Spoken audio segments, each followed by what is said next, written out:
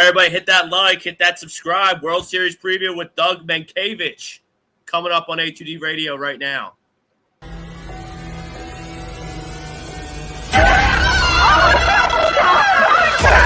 Let's go!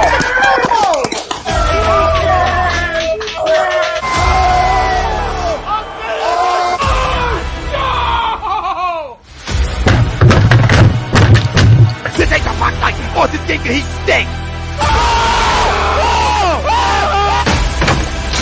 Oh, shit! It's gone!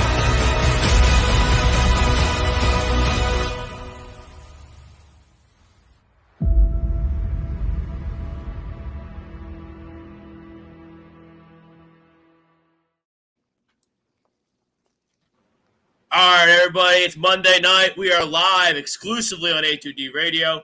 We are the Sports Hounds, Brad Ryer, Evan Taylor, Rob Brinkman, former big leaguer at the top of your screen, Doug Mientkiewicz. He's a World Series champion with the Boston Red Sox. He's a Gold Glover with the Minnesota Twins, played throughout the league. He's going to be joining us tonight, give us some insight on the World Series, what went down, what we think is going to go down. Obviously, very exciting time here in Philadelphia. Bryce Harper getting every bit of that $330 million, whatever he's making, dollar contract. Putting the haters to sleep. He's a winner, everyone. Obviously, blast a two-run homer, give the Phillies the lead in Game 5 last night in the pouring rain. Phillies advance, Astros advance. We get some football in later, maybe. We got a Monday night game. We got Eagles-Steelers coming up. Giants are 6-1. A lot going on there, but it's all baseball tonight. First off, Doug, thanks for coming on. Look forward to your insights. We had some great discussions backstage before the show started. Like you mentioned in the Rob Thomson, the Phillies were 22-29 when Rob Thomson took over the team. You know, they obviously set the league on fire. They're in the World Series. You mentioned that Rob Thomson, you played for Rob Thomson. He was a coach for one of your teams. Tell us about Rob Thomson, what you think of him, and what effect he has on the players, and talk about what that can do for a team, you know, switching managers, changing the voice mid-season like that, like the Phillies. Well, thanks for having me, first of all. Topper he handled himself like a major league manager, like almost like in a not to say fake, but like in like an overdone kind of like funny, arrogant way, in the sense of he always handled like he did everything like he would as a major league manager. And I thought that was, and like he was super detail oriented, always stayed calm, was always supportive.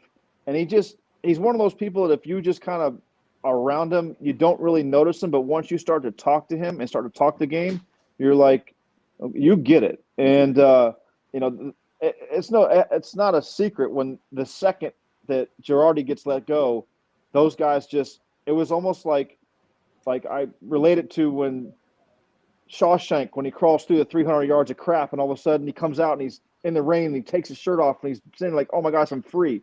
I just think that club needed something that a relaxing maybe, because Girardi is very hard-nosed, and if you don't do it the way he wants it, it can be a little stifling. And Philly, we all know the Northeast it's win now or go away. And I think sometimes that kind of build up and having someone like Topper there was just kind of let everybody exhale and understand that we're okay. We've got this. And they understand when you have Schwarber, Harper, Castellanos, Romuto, all those guys, like they were all underperforming. And it's like, they're not going to underperform for 6 months. Your track record shows up eventually. And that's a middle of the lineup that I think 29 other teams would die to have. And you just start playing and you just stop worrying about, you know, what if and da-da-da. They just started playing and all of a sudden things started happening. And once you get on the roll, and I think Bryce Harper matured beyond his years. I call it I thought he was the beginning of the Acuna curse. I mean, Bryce Harper leaves Nationals, they win a championship. Acuna gets hurt, the Braves win it. And now you saw him this whole postseason. When a hitter has that look to him, a lot of them can fake it. It's real. And like the at bat he had yesterday was, everybody's talking about it, but I'm thinking more of like that's got to be in the top 2 if not 3 top at-bats in the history of baseball. Postseason at-bat, that was as epic as it comes to foul off the high up and away fastball, which has been his boo-boo. It's the only place you can attack him. The 1-2 or 2-2 changeup he took down was like, I was screaming at the TV, and I don't have a dog in either fight, and I was like, why are you pitching to him?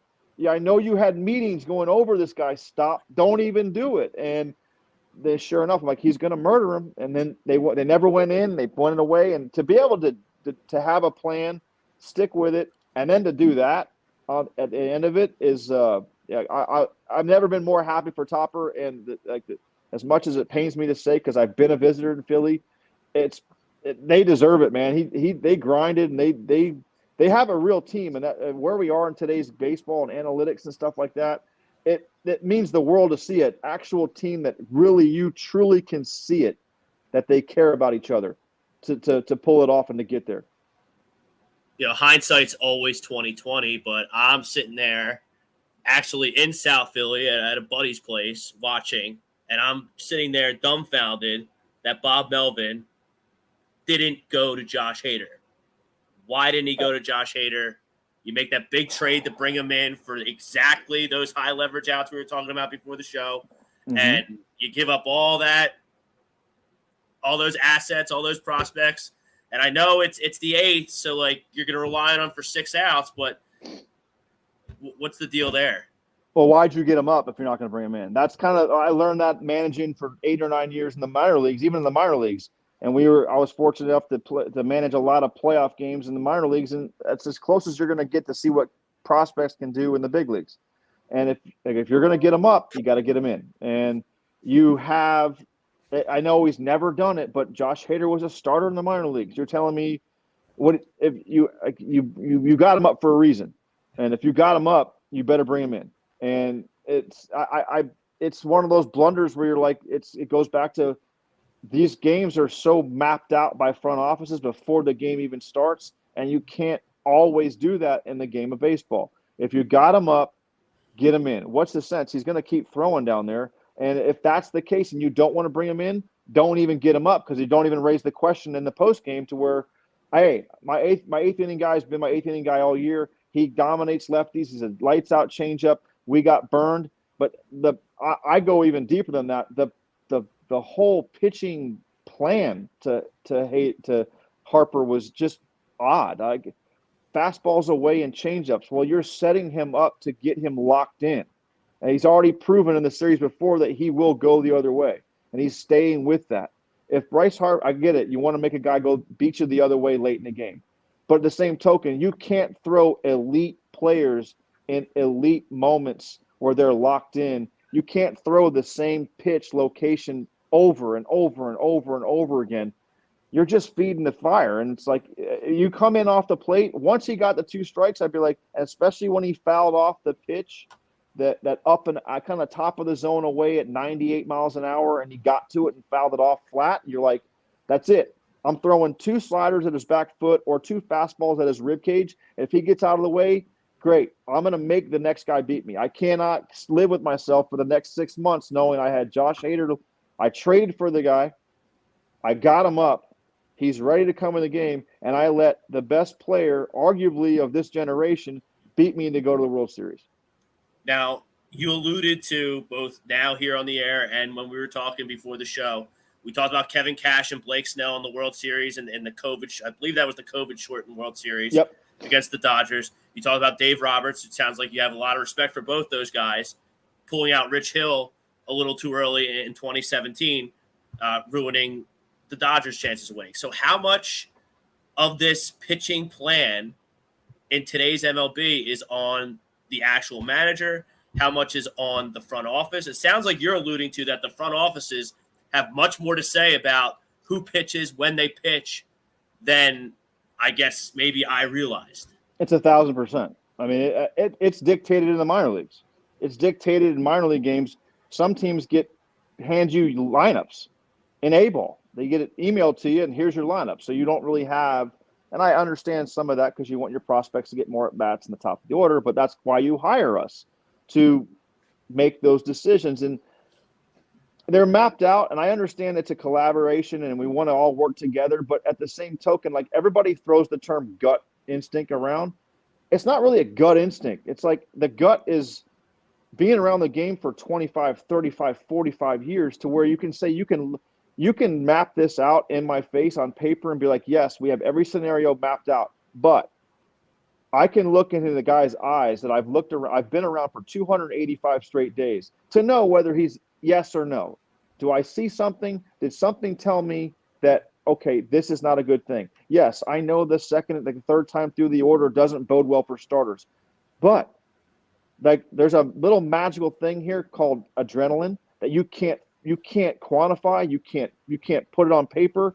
You can try, but I'm sure everybody jumped up at the Padres Musgrove and his spin rate and like, well, yeah, it's adrenaline, man. It's like, and trust me, slippery stuff doesn't add to someone's slider. Like it's sticky stuff. It's not slippery stuff. It's sticky stuff.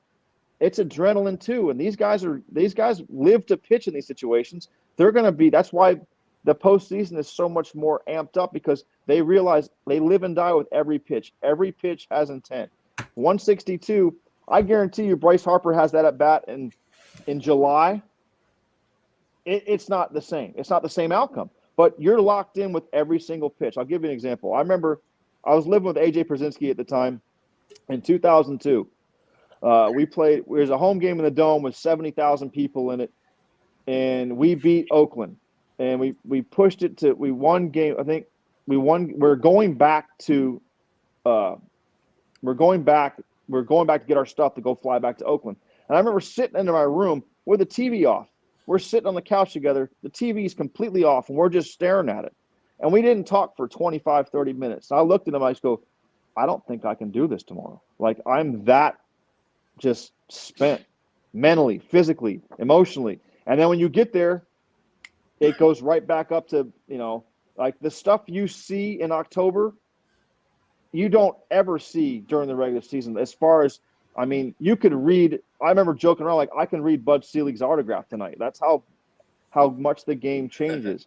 And it's just and that's why you see teams that go to the World Series and aren't used to it. They struggle in April and May the next year because it's boring. It really is from what you just came from. But there's definitely, you hire managers to manage the team.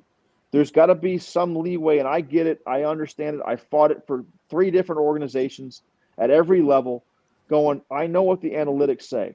I know what the numbers are good. They're beneficial to everybody. But at the end of the day, the sheet of paper they hand you with a bunch of numbers on it that tell you what's wrong, on the back of the page, they don't tell you how to fix it. That's what you have me for. I have to fix it. But at the same token, you're asking me to live and die by my decisions by what this sheet of paper says. Don't just throw to the wayside the 30 years in the game that I have from being around superior athletes and watching them work every day and understanding the game and understanding that, yes, this might work. I look at Tom Kelly. I think of Tom Kelly, and I played for him, and I'm glad I did it. I didn't like it at the time, but I'm so glad I did as a young player. He wouldn't last a month in this atmosphere, and he was one of the best managers to ever manage playoff games and run in a bullpen. He would never make it, and that's just a shame because there's a lot of really good baseball people out there that are getting weeded out in the game today. All right, each and every Monday, Sports Hounds brought to you by Alan Foy, eXp Realty.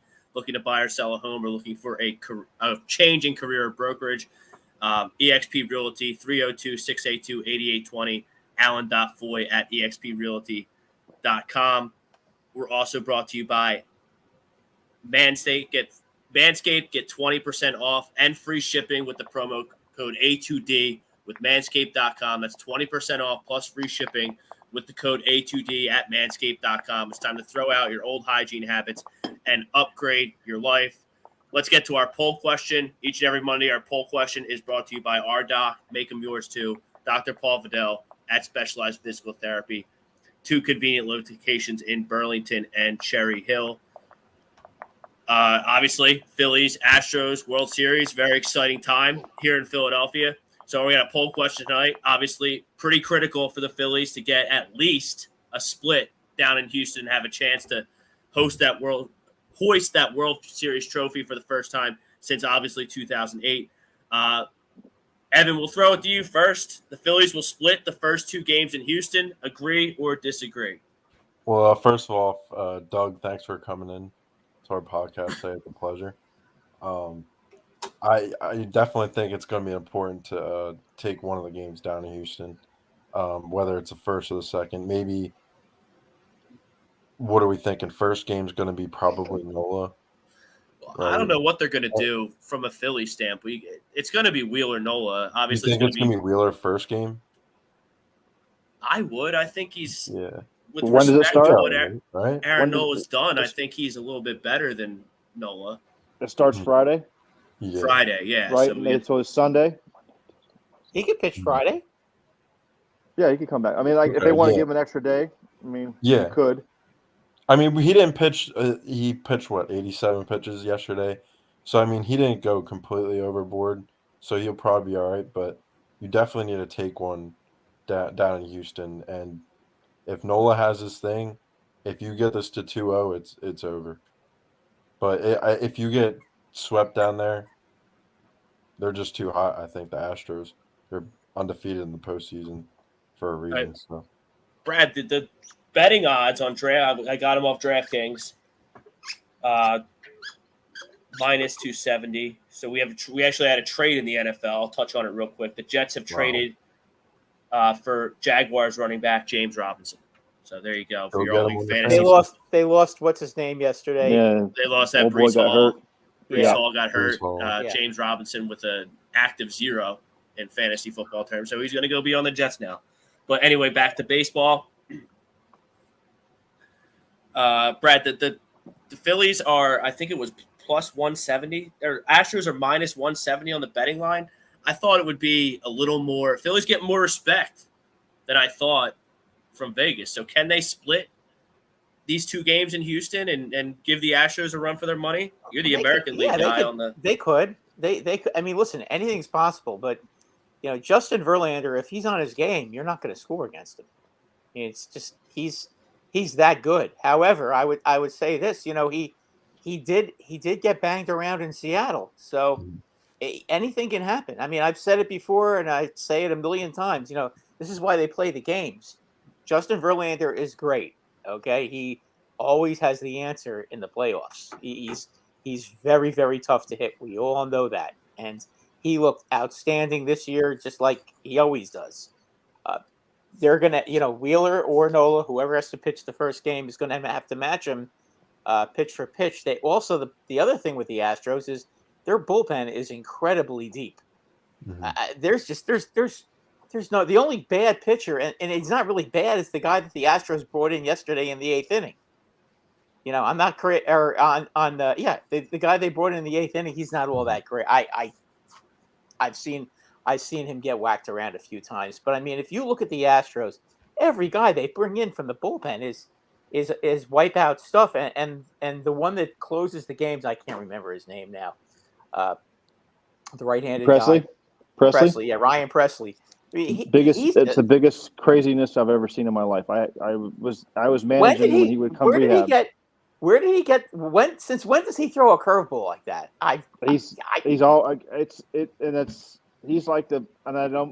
love Press to death, and I've been around him I was around him a lot of years in the Twins. Sorry for what's going on. I got dogs chasing everything behind me.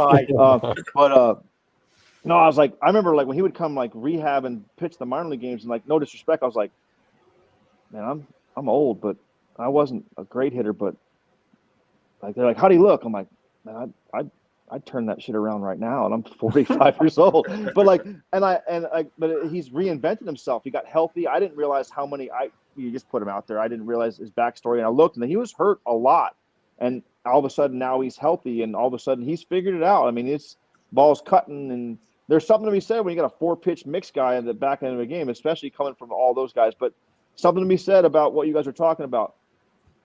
That like when you bring out like there's that middle of a Phillies lineup is not as easily pitched to as the Yankees are.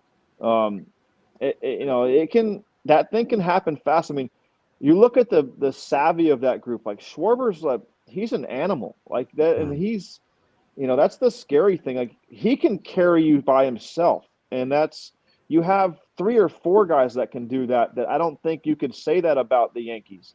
You That's have not really. I don't agree with that at all. But I think the who's problem with battle the tested in Yankees. October? Who's battle tested in October on the Yankees? Well, a lot of them played in October. I think the problem with the Battle Yankees tested, like who has had success? None of them. success, nobody. None of them. Right. The only one that really there's 2 guys that had a lot of success on the Yankees in October. Actually, 3: Rizzo, Benintendi, and LeMahieu. And Benintendi and LeMahieu were not playing, so you had a bunch of guys who were up there trying to hit home runs instead of guys who were professional hitters that sit there and work the pitch count, try to get on base and set it up so that these guys can get up there with runners on base and wait for a fastball and try to turn it around. I mean, they're up there because there's nobody ever on base, and they're all trying to hit home runs. And to do that against Houston, you're falling right into their trap. Correct. But that's what I'm thinking. That's what I'm looking at. You have Schwarber, who, yes, he hit 46 homers, but he'll take a walk. He gives you a quality at bat every time he goes up there. Okay. Yep. 2-hole, Hoskins. You lay it in there, he's going to blast you. He's a pull-oriented guy, right? So Schwarber's kind of a mix and match. Can go to left, will thinking the pull, wants to do damage, but will lay off stuff. Hoskins, make a mistake on the inner half of the plate, it's 2-0. It's 2 points immediately. Then you have Realmuto, will take his walk, take his singles, line drive, other way. Boom, you have Bryce Harper, who is unconscious right now. Then you have Castellanos, who is bread and butter, is right center field. So you're looking at 5 different type of guys that if you can't just fall in love with one thing or one side of the plate or this and that. There's like Dave Dombrowski there's no like masterpiece that he doesn't understand. Like he puts teams together like this for a reason. Like you look at that team was well constructed by no matter because you always look at like I go back to like my experience. Corey Koski and I hit back to back. Corey in Minnesota. Corey, we both were left-handed, and no one ever can put 2 lefties together. Well, the thing is, I liked the ball up against lefties, and Corey liked it down. I hated the ball down against lefties. So the idea was we both could hit lefties fairly well, but like if I didn't get him, I knew Kosk would. And the opposite goes where like, okay, well, if he does, Koski wanted the ball down, didn't like it up. Well, if you threw it up, I'd get you. So that lineup construction is, and you don't quite know what the young kids are going to do in the playoffs, but that there's still Segura is a sleeper. He's a grinder. He will take what they give you. He'll slap the ball the other way. So like you've got 6 straight professional at bats coming at you right out of the chute. Whereas it's like I always go back to the launch angle crap. Like pitchers adjusted to hitters. Well, I think the hitters are like by adjusting their swing to try to launch balls, brought the high fastball and velo back into play again. They haven't adjusted back. And like you put 6, 7, that's why the Cubs won. You look back to how many teams that won a World Series. They had professional hitters from 1 through 9 that could do damage if they made a mistake. And that's what makes Houston so tough. I mean, you have a guy like McCormick, Chas McCormick batting 9th, who hit 14 home runs and 350 at bats. You know, that guy's a good hitter, and he can get you from the 9-hole. I mean that's what makes them so tough. I mean, the Astros up and down the order. I mean 1 through 9, there are no easy outs, and then you got a guy like Pena who just is unconscious right now.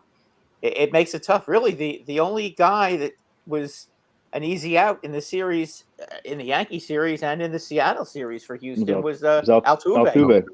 Yeah, I mean, and he could turn that around at any time too. So, it's tough. I mean, the Yankees just can't beat Houston. This has been going on since 2015. It gutted me too because it gutted me because I'm sure it gutted you obviously, but it gutted me because you guys, like Yankees, talked all that crap about the cheating and all that. Say what you want to say about the Astros. That was your time, right? This is our chance to get back at them, and you go out and get swept. It's like, damn, man! Like you talk all that smack about trash and garbage cans and Altuve stole this and that and blah blah blah. And don't get me wrong, I that still bothers me to this day about the fact that went on. But you have a chance to right this ship. You may not win the series, but damn it, stand up. Like. You talk all the smack, but hey, Like I would at least been like, they're not celebrating in our park. At least go back. At least make them get back on a plane. And I'm not you saying have they to admit, didn't. though, when Nestor Cortez went out with the injury, got hurt in the third inning. I mean, that to me, that kind of took the heart out of my sails yesterday. Took the wind right out. I mean, that was brutal to have to see that happen. I mean, he's really been the ace of the staff for the Yankees all year long. I mean, he's been a lot better than Garrett Cole, to be honest with you. And to have him go from 92 to 87, something's wrong. I hope he doesn't end up having Tommy John surgery, because I can remember the same thing happened to Jabba Chamberlain when he was pitching with the Yankees. That one inning he was throwing 99, and then the next inning he was throwing 91. Two different animals. I managed against Cortez in the minor leagues, and I remember, I'm not going to mention names in the Tiger system, but I was like, now this is what it's supposed to look like. This is what this stuff still gets people out. Like, it doesn't blow you away. It's different arm angles. It's different sliders. It's different tempo. It's different timing. He just gets it. Like, this kid, you just watch this kid, and he shoved it up our butt every time. It was like a 2-hit shutout in Toledo every time. But I was like, there's different ways to skin a cat. You doesn't have to be lighting up some stupid spin rate analytical chart to understand this kid can get people out. And if he has Tommy John, look, it's not a guarantee that anybody gets back, but if there's anybody that can do it, he reinvented himself to get there. He'll redo it to stay. You don't forget how to get people out. And, bless his heart, but that's – if you'd have told me Cortez was going to be the savior of your season, that's a bad, confirmation of a team. Like, it just doesn't – yeah, he's a piece, but he can't be like the guy. And I don't know what's going on, but I love Brian Cashman. He was super honest and very good to me, and I respect the hell out of him. But the teams that they've been stuck with the last 5 or 6 years are they're not good. Like, that's on him. That's on Cashman. That's 100%. Not on anybody else. 100%. And Josh Donaldson. I mean, Josh Donaldson was a real good player. I don't know if it's age or if he just played scared in New York. I don't know what happened to him this year, but there was something definitely wrong in his head this year. I don't think. To me, I don't know if he's hurt, and we'll find out in the next couple of weeks that he's been playing through something, or I don't really feel like when all that stuff went on with Tim Anderson, he felt really backed in that clubhouse, truly and honestly. And I think if you look at that incident, I don't think he was the same player after that. I'm not saying what he did was right. I'm not even getting into that. I played against Tim Anderson. I have my own thoughts on him. But I don't really feel like he was right or wrong. He's your teammate, and he's your third baseman. This is just what I see from afar, and I just felt like something wasn't right going forward. He's too. I don't care how old he is. You don't lose that swagger that fast where he can't make contact. And it just seemed like he was pressing bad, and it just didn't seem like he was indecisive. And that's never been like an MO of Josh Donaldson. He's never been indecisive when he's come to the plate. He's always gone to the plate to do damage. And it just seemed like he was a click slow for some reason.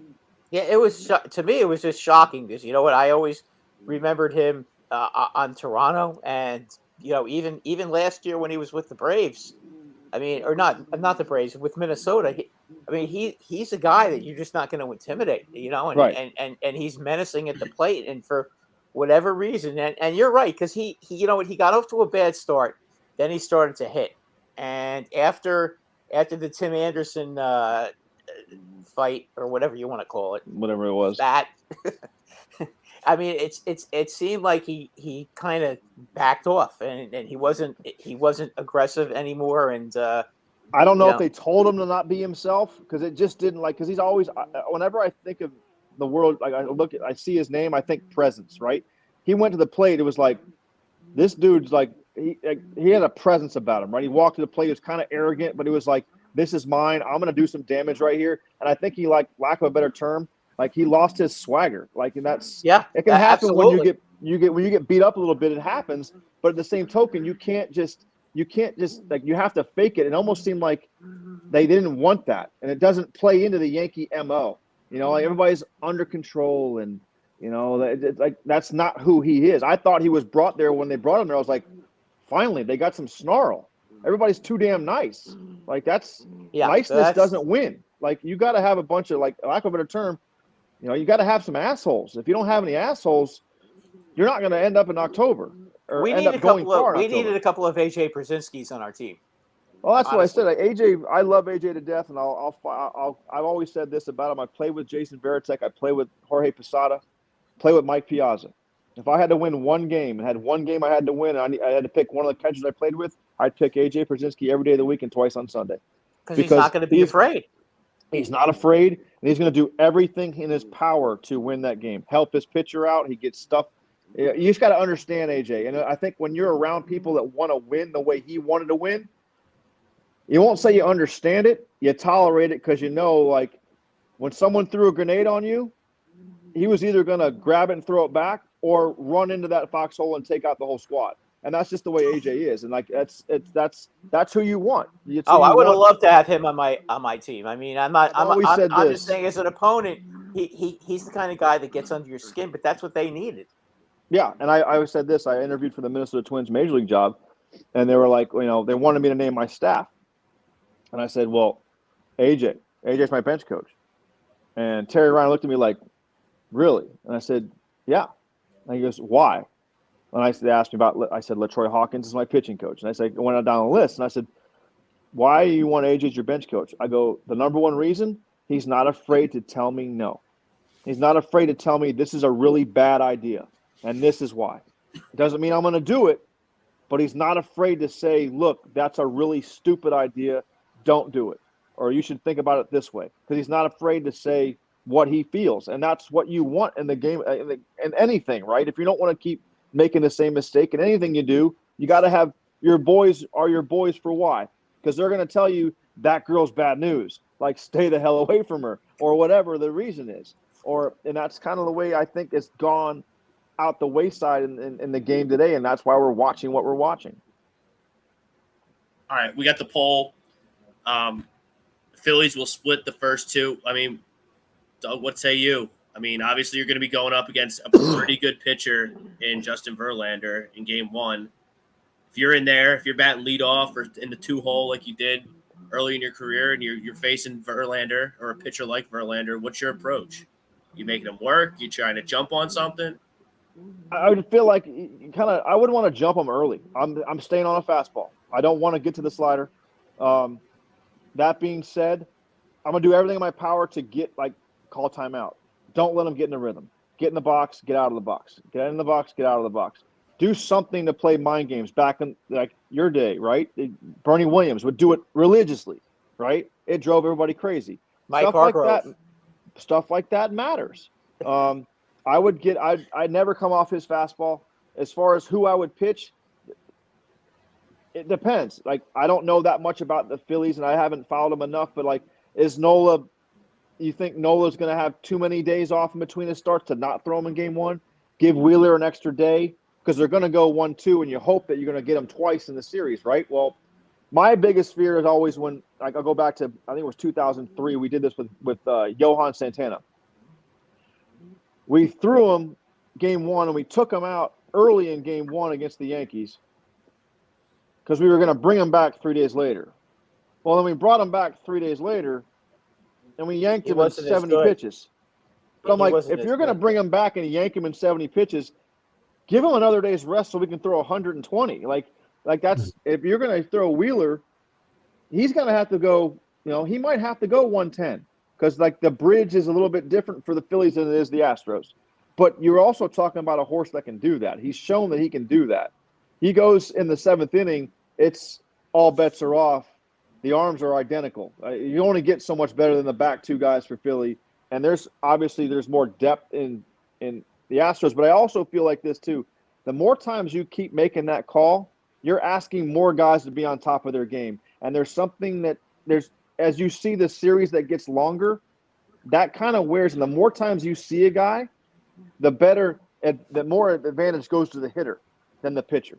So, if I'm Philly, I'm just trying to survive, right? The first couple rounds. I don't want to let Mike Tyson knock me out in the first 90 seconds. I'm going to survive. I'm going to keep punching. If we can make them get deep into the game, the first either one or two, maybe not win them. I joked around and told you, right? The series doesn't start till game 3. A little bit different here, I think. I always wanted to start on the road the first series because all the pressure's on them, right? They got to win both of them. Because you go back to Philly, 1-1, it is advantage Philly. I don't care what anybody says. The Astros are battle tested, don't get me wrong. But they brought it up the other day I heard it today on the radio about home field advantage. And that's the truth. That's a tough place to go into play. Because when it's just like anywhere, Boston, New York, Philly. When you're a visitor, you try to get ahead to turn the fans on their home team. If they're behind them 100%, it's a bitch to play there because you got to be intense every single pitch.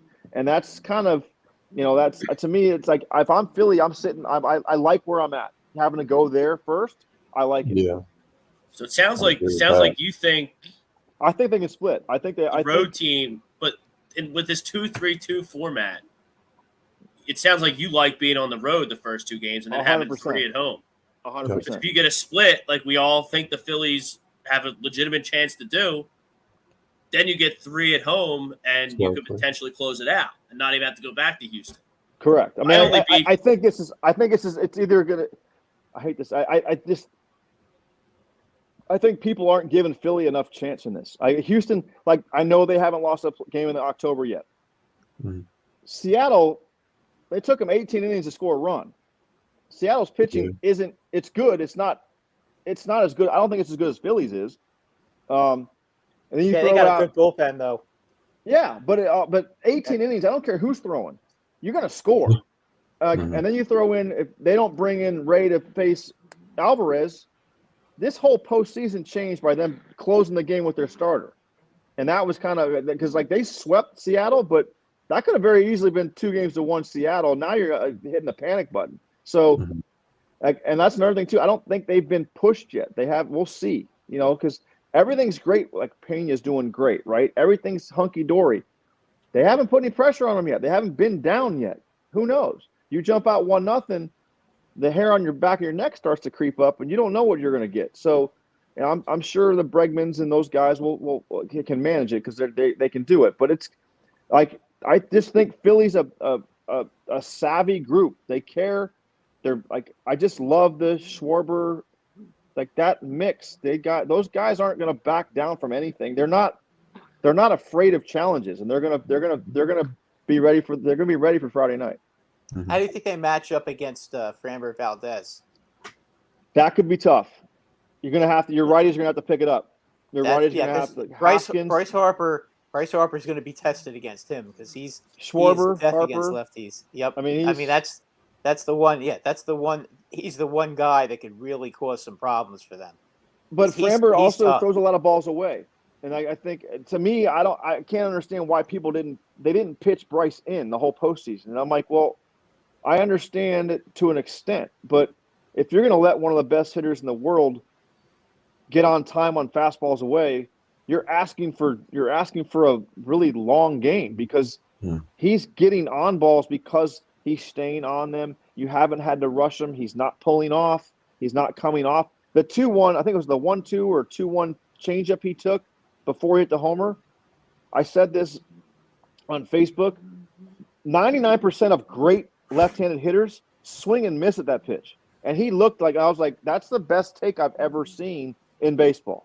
And he just took it with the game on the line like he knew it was coming, and then voila, next fastball gets blasted in the seats. And you're like, those are things that, go back to the analytics. You can't teach that. You see that as a manager going, okay, stop it. Bounce the next 2, move on to the next guy. Because that tells you he's 1,000%. He didn't have enough signs before to tell you he was locked in besides that. And that's I think Bryce letting the ball travel the way he is right now, I don't think it matters what arm's throwing it. if he can stay that locked in. Hopefully these 3 or 4 days doesn't ruin that, and he stays locked in. Because look, baseball is a lot better when its stars are rolling, and this is Bryce's kind of time to shine. And I'm actually excited to watch him in the World Series. So you talked about some of your managerial experience. Like, obviously, sounds like you've been in the playoffs as a manager, albeit the minor leagues. Like, how much are you planning in advance? Like, who's going to come in? Okay, I got Nolan game 1. Am I pitching him 8 innings? Am I pulling him out at 6 so I can bring him back? Like, how much do you have this planned before the series even starts, or how much of it do you just go on your gut? And they've been slamming. They've been cramming. They've been cramming already. You have your analytics that tell you how many times through the order. I know that's in Boston. I wasn't a starter, but I was a bench guy. But they did a good job of like every time. Okay, these 3 relievers you have, like these are your 3 guys. These are the guys that you're going to get: Tom Gordon, Mo, and one other one. And meaning they were scheming for you to get at bats against a certain group of. Do your homework. You're going to end up getting Tom Gordon, Mo, Paul Quantrill, right? Because that's what. No, I missed him. I was pissed too. I was like, "That's you finally get one guy that's not throwing." You would have mauled him. I was never a fan of his at all. One of them was the heck was his name? Lefty Heredia. Was that his name? The lefty. Was that his name? Latin dude. Never threw strikes, but I hit a double. Oh, Tommaso Marte? I never hit him, ever. No. Gosh, well, it's driving me crazy. But they had him for a while. I'm trying to remember what. It was 04, so it was. Okay. Anyway, Tommaso Marte wasn't on the team. It wasn't. It just like that's kind of the idea, and that's. So you kind of go over and you're going over in your head like, okay, these are the matchups. If this happens, all right, we got this guy for that, this guy for this leverage. Obviously you go through it with your starters and your relievers, but you also, that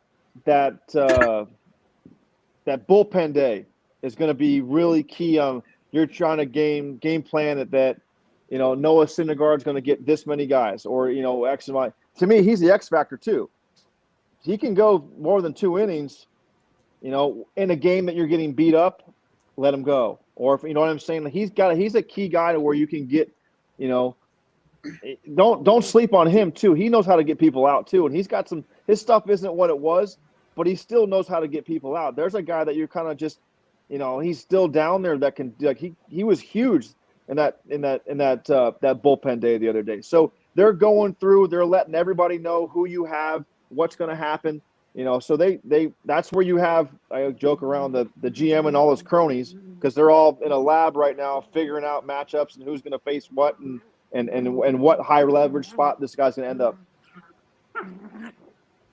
What would be your philosophy on? It's a shit show here. I'm sorry. This is what I get. Okay. Don't worry about it. I've had my dog join the show quite a few times actually. They know I'm on. They know I'm on this thing, so they're trying to make their get their face in. Yeah. See, starters in relief and starters on short rest. What are your thoughts on that? Do you leave that up to the analytics people, or do you know that like certain guys can do it and certain guys can't, kind of thing?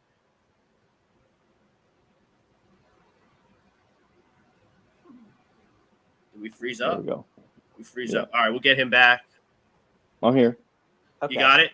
Yep. Yeah, so I was just asking you about, starters in relief and starters on short rest. Do you try and avoid it? Like, what would your? I would try to avoid it as best I could because you're doing something that you're not used to doing. Older guys, Verlander, obviously maybe not now, but when you have a guy like Garrett Cole, I think you can get away with doing it on 3 days rest. But if you have young guys, I always feel like guys try to do it too quick.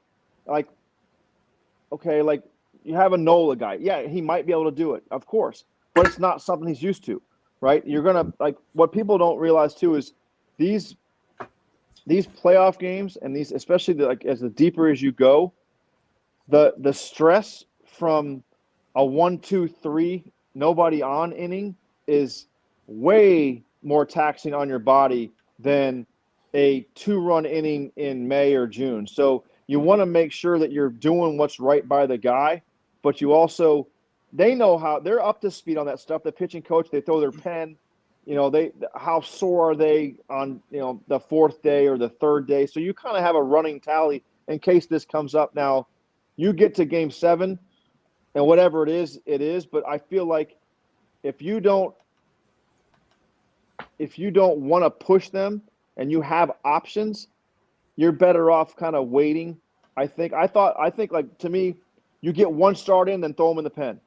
And then from there on out, if you're in survival mode, if that happens, right? If you're up a series, if you're up a win in the series, like it's 2-1, you kind of earn that freedom to give them one more day. If your back's against the wall, you do what you got to do. It's like an extra inning game, right? You might have the next day starter to finish the game that's going on right now. And then from there on out, that's a scenario that you map out also. Who's my starter that's going to come in? If it's the 11th inning and I got no more bullpen guys, okay, now what do I do? So all this stuff is all mapped out and all thought of, and every possible scenario you can possibly think of, these guys are going over right now. Doug, back in 2004, when you were on the Red Sox, okay, you were on the team that came back and beat the Yankees after being down 3-0. Okay, basically every when they got down 3-0, every game was they were just using whatever pitcher they could use to get out by out. And they were able to do it 4 straight times, which is pretty remarkable when you think about it. I mean, is that something you think the Phillies can do successfully against this Houston team? It's not something I wouldn't recommend, being down 3-0, because it was highly stressful. But that's the MO of what your team is. And I think if there's one person who's leading this team that could pull that off, you have the right manager in place. He knows how to get the most out of every guy he has. And the one thing too is you don't see guys like, whenever he goes to make a move, everybody's on the same page. They might not agree with it, but they don't show it. And I think that says something about leadership and respect and all that stuff. I mean, of course, you gave Garrett Cole $35 million. You came and got him. He wasn't real happy about it. But like, the body language of everybody on the Phillies team, whenever he's done something, they've always been on board with it. And I think that's something that you can't put a price, you can't put a number on it, you can't put a label on it, but it means, like, these guys will do whatever they can do for him. So they're going to give him everything they got. And if there's one guy that can map that out, I mean, they've had their backs against the wall since June. This is just another 4 to 7 games. So, like, they've been in this mode from the last 4 months. So if there's one guy that can manufacture this, he can do it. And he has a lot of guys down there, I think, that are like, they've been starters, they've been closers. The year before they were a closer, now they're a starter. Like, they have some experience. So you're not just taking guys that have never been in the bullpen and make them a bullpen guy. You never had a guy who's never been a starter be a starter. So I think there's something to be said about that, and I think they're right to make this a really good series. All right, we'll get to some comments here. Our comments brought to you by All Campus. Our friend Johnny Coyle, proud host of the Ramp Booth each and every Sunday morning here on A2D Radio. Between 10th and 11th Street, get all your hats, NLCS gear down there on the boardwalk in Ocean City. Get an additional 20% off to become an A2D Insider member. It's $9.99 a month. You get 20% off. Special shows, merchandise, and obviously the gambling picks from Nate Moss and Willie Vegas. It's going to be a tough series, but we can beat them. I don't think I agree with Tom here, obviously our leader here at A2D Radio. Phillies, I definitely agree with them being underdogs, but this isn't an unclimbable mountain. Like, this isn't the 27 Yankees we're playing. Like, this, you talked about it against Seattle. I mean, Brad, all due respect to your Yankees, I thought Verlander dusted them in game 1, and they kind of rolled over, and they didn't really recover. But, like, this is not an unclimbable mountain here in the Houston Astros. Obviously, they're a very good team, and they're battle-tested, but, I mean, and then Doug, I know, like, you can't – whatever your thoughts are on the gambling lines that we look at here a lot on this type of stuff, but, Phillies, they're like – it's much more even than I thought. So Vegas kind of agrees with me that this isn't on an unclimbable mountain as well. This will Obviously, be the toughest. This will be the toughest series the Astros have played. This is the most complete team they've played since they've gotten the postseason, by you far. mean the Astros facing the Phillies? Yes, the Phillies are the most complete Right. team they've run into Gotcha. since the Yeah. playoffs have started. Obviously, big iconic moment last night with Bryce hitting the home run. We've talked about the take with the changeup and talking about it in the chat.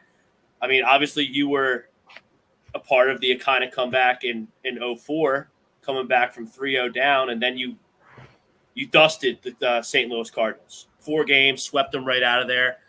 Were you just on cloud 9? Like, could you have been playing the 27 Yankees in that World Series and you still would have won? Was it just can we get that type of momentum from the Phillies, or is it not really the same thing? Yeah, I mean, momentum's huge, but they also it's only as big as your next day starter. And you guys the Phillies have 2 legit horses that can match up with anybody's number 1 across the league.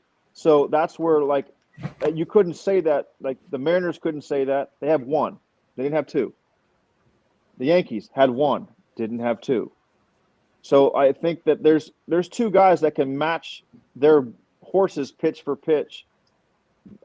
If you could break down their rotations, I think if you went through the whole entire postseason, if you went by stuff-wise, I would have to, like, I'd be in an argument. I would put Philly at 2 or 3 in there. I don't think I'd put another rotation above there. If you just went by 1s and 2s for where they are now. Obviously, Kershaw, but he's not what he used to be.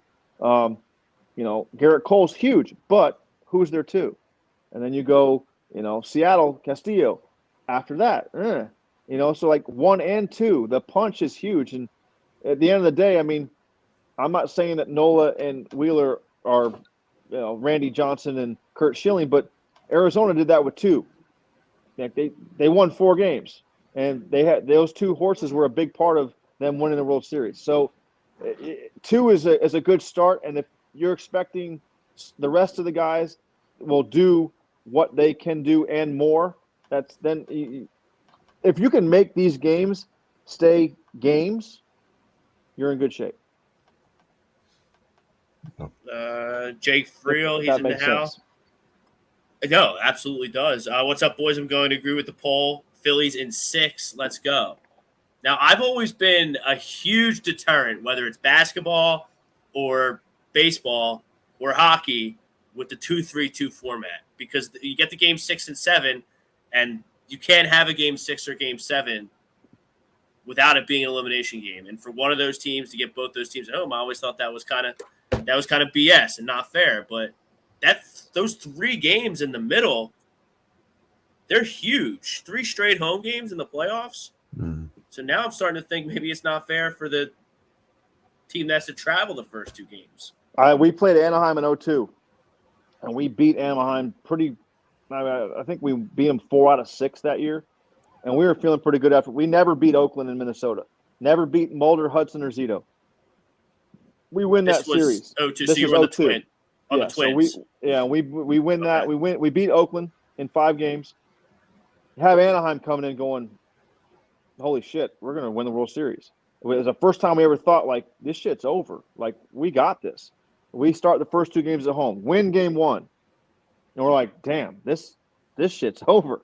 And next thing you know, we lose game 2, go on to Anaheim, we get rally monkey 3 times, and we're home in 5 going, wait, what just happened? So that 2-3-2 thing is like a little – because we kept thinking if we just get it home, if we get it back home in Metrodome, we're 60,000 people, it's all inside, you can't hear yourself think. We only lost, I think, 12 games at home that entire year.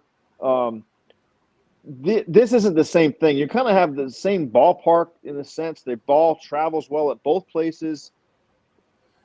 I don't see either one of these teams really getting rattled by the crowd. Yes, you want to play in front of your home crowd, but I think Bryce Harper's been booed by more people on the planet than anybody on the field. So going to Houston is not really going to faze him. So it almost locks you in. So Schwarber's the same way. He's like, I always feel like Schwarber's that guy. If you're a fan, you're like, man, I just want to watch you play and let's go have a beer after this. Like, this is really cool. Like, you're just a down to earth dude who we can go chop some trees down and we can go have a beer outside and watch you hit a ball 600 feet. Like, that's Like he's a real he's like Philly looks to me like they have a bunch of real dudes. And that's what I like about them. Like they have that sense of like they actually really do care. And I keep saying it, but they're underdogs for sure. But I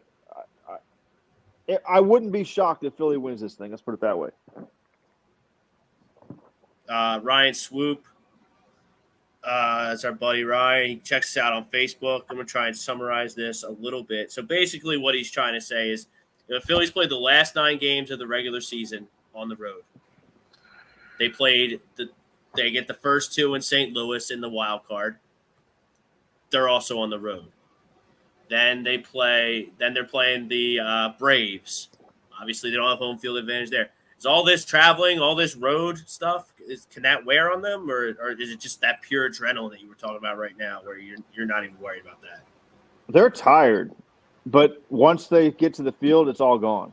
I mean, you're exhausted. Don't get me wrong, and once this is over, you lock yourself into a room and don't come out for like 3 weeks. All you do is wake up, eat, take a leak, go right back to sleep, and hibernate. That's all you do. But no, I mean, they're used to it. I mean, yeah, you're tired, but so are they. Like you're so emotionally drained after these games, and you just find a way to get up and do it all over again. And once you hit the air, it's crisp outside, it's cool, it's October. You got the cameras, all the other crap that goes around it, and then all of a sudden you walk in and you're taking batting practice in the packed house. It doesn't get any better. So your adrenaline kicks in, and you could play this damn game in Alaska in a pair of shorts, and you're totally mentally locked in. There's Thomas Arnaud. Kevin Long deserves a lot of credit as well. Kevin Amen. Long is our hitting coach here in Philadelphia. Amen. Best I've ever had. Best. So you've played for Kevin Long. Okay. He was my hitting coach in New York. How much impact can a good or bad hitting coach have on a lineup? How big of a deal is it to have that pitching coach, bench coach, pitching coach, hitting coach, bench coach, solid? Kevin is outside of Donnie Mattingly. I think him and Kevin were the best 2 I ever had. Kevin was really good at he was like one of those short leadoff type guys, like little pain in the ass kind of hitters. And he's taken that MO as a hitting coach. He knows the perfect time to whether I need to pat you on the back or put his foot in your butt. He did a great job with me as far as igniting. Like he knew I played better when I was angry and I was pissed off. So he did his best to do something to challenge me and say I couldn't do something. But he also was really good with stars too. And I think you're seeing he knows how to make the great even a notch better. And he does his homework. I never had an at-bat in New York where I didn't feel 100% prepared. Exactly, I knew what I was going to get, and I knew exactly the pattern I was going to get it. And that goes that goes leap years as a hitter, and especially with the guys. I never had the physical tools that these guys have had, but the mental side I felt like I was good at. These guys are not only the great mentally, they have physical skills. So you add that to what Kevin brings every day, and just the workaholic and always identifying, outs and identifying mistakes and identifying pitches they're doing and something he's picking up on. It's invaluable. And that's, he's, Kevin met Topper in the Yankee system, and the list goes on and on. There's a difference in those. There's a difference in Harper this year. And I think, and don't forget, he's doing this with a bad elbow. Let's not forget that, which might be helping him too. It might be helping him. It might be cutting his swing down. But Kevin Long is a huge. It's a great comment. It's like that. It goes without saying. But I always use the analogy with a hitting coach and a pitching coach as a first baseman. Everybody notices a bad first baseman. No one notices a good one. Same thing with a hitting coach. You only notice them when they're awful. They don't notice them. He just blends in when everything is going well, and that's what Kevin is. When he's to me, he's the best in the game. There's Ryan Swoop. So Garrett Stubbs, he's the Phillies' backup catcher. He used to be an Astro. Howie Kendrick's a coach on the Phillies. He's had hits in both camps. Kevin Long, who we just talked about. Hector Neris is a key part of the Astros bullpen. He's spent much of his career here before going to Houston. Does that matter having that insider knowledge on some levels? Or is Experience helps. Experience helps. I mean, it's just the same thing. It's the same thing in football. It's the same thing in basketball. When you have someone who's been on the other side, it makes a huge difference. I mean, it's it just matters. If you can pick up 1 ounce, one small edge on your opponent that you didn't already know, that you couldn't find out before, it's an advantage to you. So that's something that goes. It's just add it to the fire. Add it to the. They're asking for information from everywhere, and if they have first-hand knowledge of what goes on, you ask for it and you try to apply it. Mike Marshall, it's going to be tough. Need gems from Wheeler and Nola. I mean, you touched on this one before, Ed Chamberlain on Facebook. Phillies better hitting team than the Yankees. I mean, I think you touched on it being this is the most complete team that the Astros have faced. The deepest lineup they'll face. They've faced by far. They had the byes, and then they beat Seattle, the Yankees, and now they're here. So Seattle does not have a big hitting team. I mean, that's something that we haven't mentioned. Seattle is just they're a good, solid team. They have pretty good starting pitching, but they have a great bullpen, and they kind of rely on that. And they're hitting. They're very top heavy. They're very weak after 5. And unfortunately, the Yankees, with all their injuries, their lineup wasn't long enough to beat Houston. I mean, it's that simple. As I said before, you put DJ LeMahieu and Andrew Benintendi in that lineup, and you take out Donaldson and IKF, and you're obviously going to have a much better offensive team. But they weren't there, and that's really that was a big factor. Brad, let's touch on your Yankees, because I think it's going to be a rather long winter in the Bronx. Not a good look, getting swept. Just, what's your opinion? You're a diehard Yankees fan, biggest Yankees fan I know. Obviously, Judge not guaranteed to come back. Do you think they Judge better have a plan B? Okay, that's number one, because if he does leave, then you've obviously got to figure out what you want to do, and you better figure it out quick. As far as signing Judge, if they want to sign him, fine. But if he's going to ask for $40 million, I really think about that, because I'll tell you what, they're not going to have Chapman next year. He's going to be gone. They're not going to have Zach Britton. He's going to be gone. So that's $30 million right there.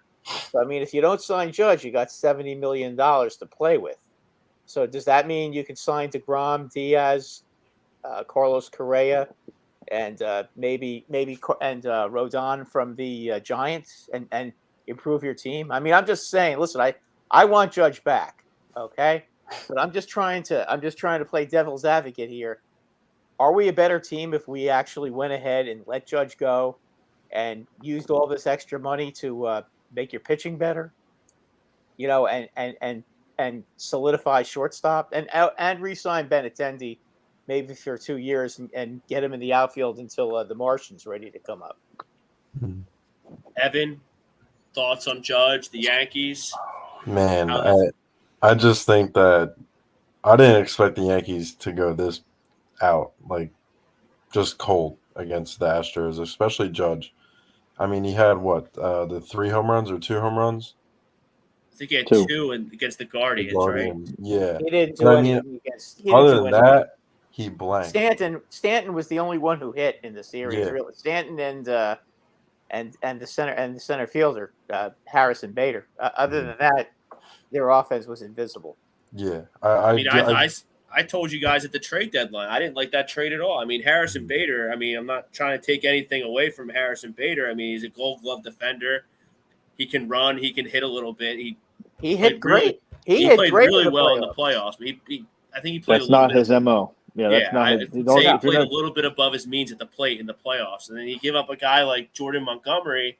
We just had Yankee Brad over here talk about how they need to improve their pitching. I just didn't understand that trade. Stinks. Okay, I've been trying to tell you that. I don't agree with that. He is not good. Okay, just because he could beat the Cubs does not make him a good pitcher. Okay, Jordan Montgomery is a 5-inning pitcher. If you're Who lucky. isn't? Who isn't? Yeah, but he Who also isn't? Everybody walks, pitches 5 he innings also these walks a days. lot. Give He also $36 walks- million to a 6-inning guy. Yeah, but he's not a dominating pitcher at all. I mean, and he cannot beat a good team. Every time he pitches against a good team, he gets hammered. I mean, Who on the Yankees does that though? Already, they don't have one. Cortez, What? and They got the games that matter. They didn't win one. well, they were able to beat Cleveland. I mean, I know Cleveland isn't. Cleveland was a team, bunch of 19-year-old kids out there playing in the playoffs. They That's won the true. Central. They won the Central. That's like a default. All I'm saying is the best thing that ever happened. They beat out the White Sox though, Doug, and the White Sox were. I mean, I don't know what God happened. awful. What God happened? awful. What They're god happened? awful. That's like Chicago. They can't figure it out. They're like the poor man's Yankees. They just have a bunch of one-dimensional people on their team. I will say this: look back at it this way. This might have been the best thing that ever happened to the Yankees. Mm-hmm. Going Well, forward, it might be because if Correct. Cashman stays, he's going to have to change the look of this team. they have to do something because that's where I'm afraid. Look, it's hard to argue with a guy that just broke the American League record for homers, right? And it's not about him. Yes, I think he's everything that's right about the passing the torch from Jeter. I see a lot of qualities in the two of them. That being said, he had the best season in the history of the American League, and they got swept in the ALCS. Because he didn't hit in the playoffs. Correct. That Yeah. tells you right there, old school Yankees, he would flush everybody down the toilet and start over again. He really would. And that's the honest to God truth. That was number under, one. They got to get Correa. They I have to agree let with you. bygones be bygones, and you have to get Correa, and you'll get tougher. Yeah, You'll get I better, agree and you'll with get you. tougher. So that'd But, be my priority. I've heard that he liked Minnesota. I mean, I know he filed for free Minnesota. agency, but I heard he really liked playing there. He wants his money. He's going to go. There's a couple inside things that went on in Minnesota that he doesn't like. I know that. Oh, okay. So you think he's opting out and going somewhere else? No, it's his option. It's would he go back there? Maybe. But I don't think – I think you're talking about a guy who absolutely loves October. As much as I love the Twins and I love the Twin Cities, they're not a perennial all-star. They're not a perennial October team. They're not. And that's not with what they've done to that – what they've done to that whole configuration of a team is really a whole other topic that would get me depressed. But I don't see a guy that does that well in October – going back to Minneapolis. I mean, I think the Yankees. I mean, there's a lot of shortstops going to be available. There's a lot of places that Correa would help them. A lot of places. Trey Turner is going to be available as well. I mean, there's a lot of really good teams out there that might already have a shortstop that could possibly upgrade too. Right. Yeah. That's true. I mean, that's the beauty of the hot stove. I know that they got a young guy at short in Philly, but you put Correa in that mix, that's not a bad spot for him either. Sounds like you're big. Two young shortstops in their farm system. They're supposed to be. I understand that. Top, but you have a window right now. I don't want to hear about the farm I agree. system. No, I think they should sign him, and they should use them to make a trade and maybe trade Gleyber Torres and go out and get yourselves a right fielder and let Judge go. I mean, I've been thinking about that. For all that money that he's going to make, you can get 4 players. Yeah, and as I said, those 3 pitchers that I talked about, you don't think that would improve them? You don't think they can compete with Houston? But what Houston's doing right now is they signed Bregman early, right? $100 million for him is a bargain as hell.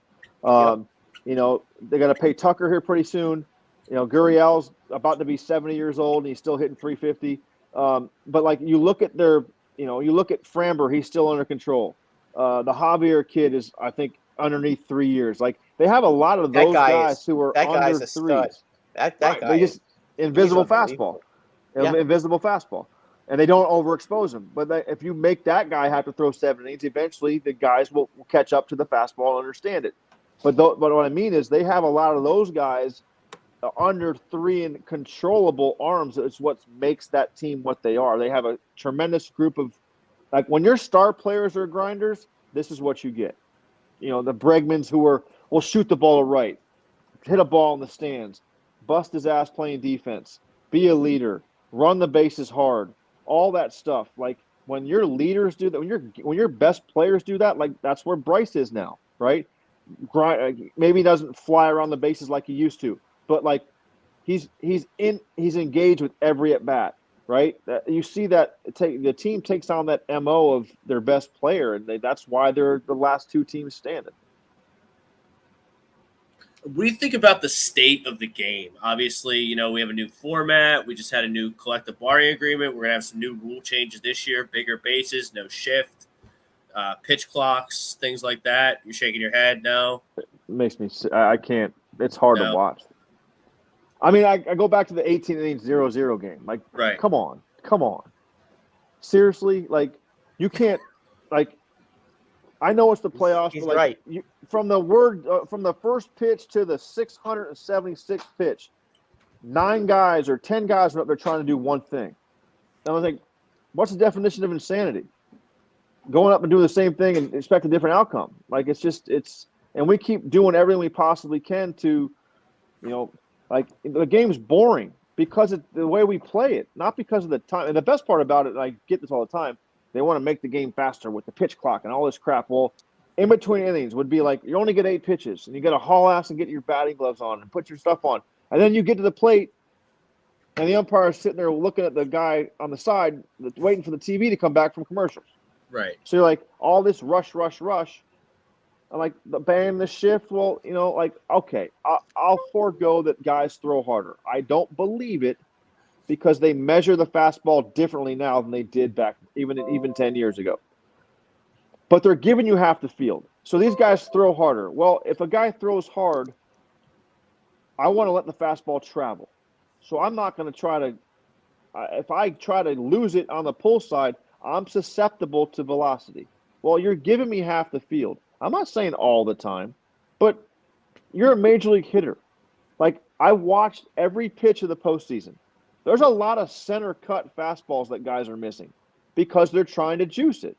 If you just back it up and try to hit a ground ball to the left side where there's no one standing, shit'll happen. But they all want to try to bunt in October when they haven't done it from April till now. I mean, Rizzo went the other way. The Yankees scored more runs in Game 4. Why? They had more balls hit the other way. They took what the game gave them. I'm not saying you can do that against everybody. Absolutely, you're right. I don't want Giancarlo Stanton trying to, punch a ball to right field. But that's his swing. He's doing what he normally does. Now, Rizzo can use the whole field. Yeah, it's a short porch. Try it. But I just think the way the game is, bases are bigger. We took away the slide at second base. We get hit by a pitch. We can't get it. It's like, what more can we do to the only thing that's left is like skirts and and like knee pads. It's like, what else can we do? Like, the fun part of the game was, if I got hit by a pitch and I didn't like it, guess what? You hit me on purpose. Like, El Duca hit me one year in Yankee Stadium, and I was like, I have a picture of it where my foot is like up Derek Jeter's chest. I'm like, if I take out your shortstop, you're not going to hit me on purpose anymore, because like that guy's kind of important to your team. Well, that's my whole goal. I'm going to try to clip your shortstop because that's the guy you pay the most money to, but you need to play 160 games a year. I'm going to go kill this dude. And that was, I never was fast enough to get there, but that was my mindset. And when you take that stuff away, you kind of lose some of the stuff. And I always said this, when he started bringing in the computers and all this video, I was always like, be careful what you wish for, because look what happened. Like, guys clanging on garbage cans and all that stuff. Like, be careful with what you bring and what you try to change. Look, the game is only boring to the people who don't understand it. If you wrap yourself up into what's actually going on, it's not boring. If you look at it from a broad, I always go back to Jimbo Fisher always talked about to his football team. If you see a little, you see a lot. If you see a lot, you see nothing. And that always stuck with me because if you look at the game of baseball from as a whole, and you don't really keen in on one little aspect of it, it does seem kind of boring. There's not a lot of action. But when you narrow it down into the pitcher-hitter matchup or the step, it's not hockey where you can go watch it and there's shit flying all over the place, which is outstanding, by the way. But if you watch a game and watch the cat and mouse game between managers, between pitchers, it's not boring. It's intense. And that's to me there's the people that are passionate about it are the ones your true blue blood baseball fans don't want change. They want to go back to the way it used to be. And you're making it, it's like you're trying to make that girl that told you to get lost, you're trying to make her like you again, and it's just not going to work. You're trying to bring in a new generation that doesn't really follow it. So let the girl go, let her go to the other guy. She'll come back eventually, and then everybody's happy. So you play with a guy like Joe Mauer in Minnesota. I think he would hit 350, but he might have only had I think he won eight home runs when he won MVP. Is there any chance that we can get back to seeing those types of players? The A's that you talked about earlier, the Royals in 15 when they had Lorenzo Cain and all those athletes that really put pressure on teams because even the Phillies. Yeah, they crucified Joe for not hitting balls over the fence. They would crush him because Joe had 8 power. Joe could hit balls in the upper deck at will, but he's Ichiro, same shit. But he was he liked to do what he liked to do. I always say this: the more players we get back in the front office, more ex-players we get back in the front office. It's not a coincidence that Dave Dombrowski has a team in the World Series again with Sam Fuld as the GM, who used to play the game, and he was a grinder-type player who got a lot out of not a lot of talent. The one on Tampa Bay, right? He played his ass off. Yeah, he played for the Twins. Yeah, he was a pest. He played his ass off.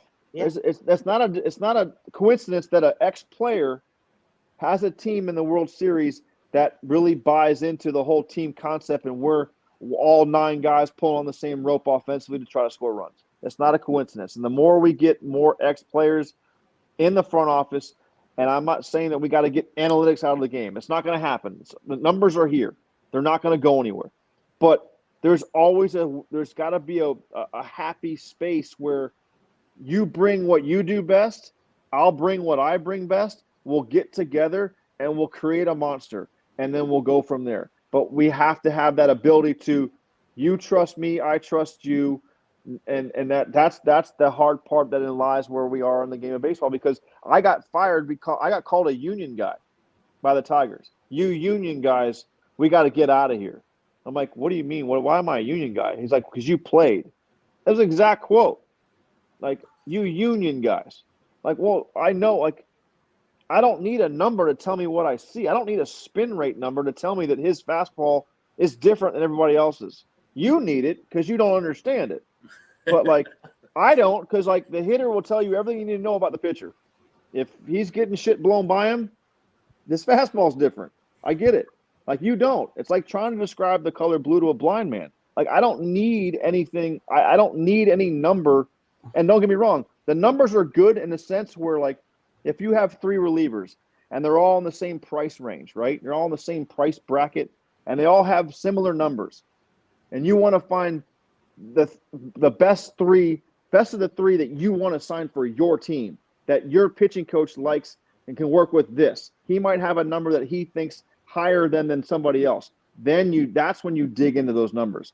Not to just spit out a bunch of hitters hate to be mental. Players don't want to be mental. They want to just react. Well, we're forcing them to be mental because all we're doing is spitting data in their face every 5 minutes. No wonder they're robotic, because they don't have you stand here. Well, I'm a shortstop. Well, no, you're not. You're going to stand over here. Well, now you can't do that because now you got to go back. And it's just leave it alone. I don't agree with banning the shift. I mean, they shifted us in 2000, for God's sakes. It's been there. It wasn't as prevalent with every team doing it. I mean, hell, I did it in the minor leagues. It was interesting. Because Doug, you got I to learn. recall you going to left field a lot. And Yeah, hitting but I mean, a lot. I Mike's- mean, you hit the ball all over the field, and you were always a Scioscia tough did out. it to me in Anaheim in 2001. And I was like, I'm not trying to hit the ball on the ground, Mike. I'm trying to hit that was 2001 was my best year in the big leagues. I was like, I'm not trying to hit the damn thing on the ground, Mike. I'm trying to hit it over there. I'm trying to hit it off the scoreboard. But like that, and I understand it's not that easy to guide a baseball. But at the same token, like, and that goes hand in hand. Well, like Anaheim had guys that knew how to command the ball. They threw everything in when they shifted, right? Well, guys today they don't spend the time on command anymore. It's all about power arms and get them to the big leagues as fast as we can. And the command is the last part. You don't really need to be pinpoint when you throw it 100 miles an hour. I understand that. But if you really want to learn how to hit a 100-mile fastball, hit it the other way. It's the only other way to do it. Otherwise, you're going to go back to the bench 240 times. And I don't blame the players. I don't blame the players at all. It's not the players' fault. The industry allows them to they want to be paid. They have a small window, right, where they can make their money as a professional baseball player. They're going to do what the industry wants. If the industry doesn't care, they're not going to make any changes. So it's not the players' fault. Don't blame the players for doing this. Hell, I would do the same thing if I was playing now. Why? I can strike out. You don't care? Shit, perfect. Let me try swing for the fence. And out's an out, right? All right, I'm going to go up there and just back leg shit and see what happens. Well, I always said this too when I played. Billy Miller, the guy that played third base for the Red Sox when I was there, switch hitter, won a batting title. I said, and I say Billy Miller and David Eckstein. If you paid Billy Miller $25 million a year, you'd have guys hitting for a higher average. If you paid David Eckstein $25 million a year, you'd have guys that did the little things better, right? I mean, that's the honest to God truth. Yeah, we all need. He was also a great fielder, though, David Eckstein. 100%. But I always say this. No one really cared about. Everybody's like, well, David Eckstein, he only throws the guy out by a step. Doesn't really look the part. But shit, come October, he was a damn tough out, made every play. He did everything fundamentally correct. What else? What? I mean, he had two World Series MVPs, I think, David Eckstein. Yeah, with the Cardinals, right? Didn't he play for the Cardinals too? He was on the Angels too. He was on the Rally Monkey team in 2002. Yeah. Oh yeah. I love David Eckstein. I mean, we're here in Philadelphia. I was a little kid. My dad would take me to Trenton Thunder games, and it was Adam Kennedy, it was David Eckstein, it was all those pests that you're kind of Adam alluding Kennedy. to. Yeah, Nomar Garcia Barra down. played there. I just missed remember. him. Yes, he did play there. I just missed him. We got our tickets just a few years after. He was really good, Nomar Garcia Barra. I played there. I played at Trenton. You played in Trenton? Oh, did you? As a visitor. I was in New Britain. Oh, okay. I was a Rock Cat. So good spot. It's a good spot. It's a great park.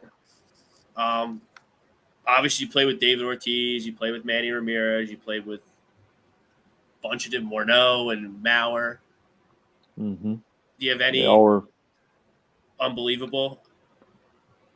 But like Bryce, can you compare what Bryce is doing right now to something that you saw on maybe from one of your teammates? Ortiz comes to mind.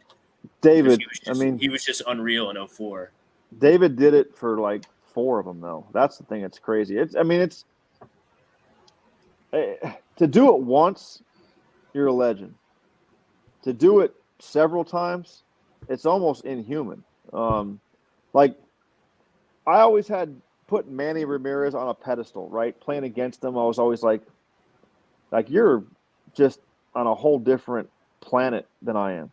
You know, like he did things that were just miraculous. I mean, hitting wise, you're like, this guy's just the best I've ever seen.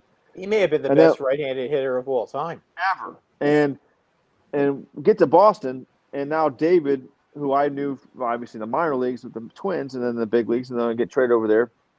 So like, David's good, right? David's good, but like, it's not Manny, right? Manny's still Manny in my eyes, and then I started watching, like being there at the postseason, almost like Manny's hitting singles, still raking, but David's hitting homers. I'm just like, I was saying, David was so good that he made Manny mortal in my eyes. Like Manny was a singles hitter, and Manny was the MVP of the damn World Series, and like Manny had an amazing series against the Cardinals, like amazing. Couple homers, I think. But still, like what David did before that was like, it's easy. Not easy. Not rephrase that. You can do it once. Like it's like be like Bryce Harper doing what he did. Like you guys were down. It'd be like Phillies down 3-0. Him doing that to win Game 4, coming back 8 hours later, doing it again to win Game 5, and then get to Game 7, and then hit one in the first to put you on top. And then, by the way, lead off his first at bat in the World Series and hit a 3-run homer to start with. That's what that you put that in perspective. That moment, what Bryce had, which was epic, right? Something that like you gotta like what Bryce did. Like kids will tell their grandkids about it that they were there. 85 years from now, they were there. They saw Bryce Harper's homer in 2022. That's what David did. Like, but he did it religiously, and it was just like. It was miraculous. I mean, like we had a lot of really, really, really good hitters on that 04 team. I mean, like some of the best hitters I've ever been around in my career. That offense was a machine. It was crazy. That like was I always joke great around the B team. The B team I joke around. The B team was me, Gabe Kapler, Pokey Reese, and the list, Dave Roberts. I'm like, damn, like Johnny Damon said something one day. He's like, he kind of looked at us and he goes. He's walking by Francona and he goes, you realize that the guys that we have on the bench would probably win 95 games in a season? I'm like, yeah, we probably are. There's no doubt in my mind we would. Like, but that's the truth. And it was like, and then you watch what David's doing, like to be able to, I joke around all the time, like the hardest at bat I never got was Game 5 in Boston. Man, it was David's like broken bat single to center off Loaiza. And I joked Joe Torre about this even years later. I was on deck, and Loaiza was pitching. I had good numbers against Loaiza, and I'm sitting there thinking, like, first base is open. It's the 14th inning. And I'm pacing back and forth going, there's no way they're going to pitch to him. There's no way. Like, they can't pitch to him. I'm like, this is perfect. This is my turn. It's my time. I own Loaiza. This is my shot. I'm going to do this. And then, like, ball one. And I'd be like, damn, David, don't leave it up to me. Don't leave it up to me. Like, I'm having this internal dialogue back and forth on deck. And it's just the longest at bat I never got. It got to 3-2. He gets a base hit.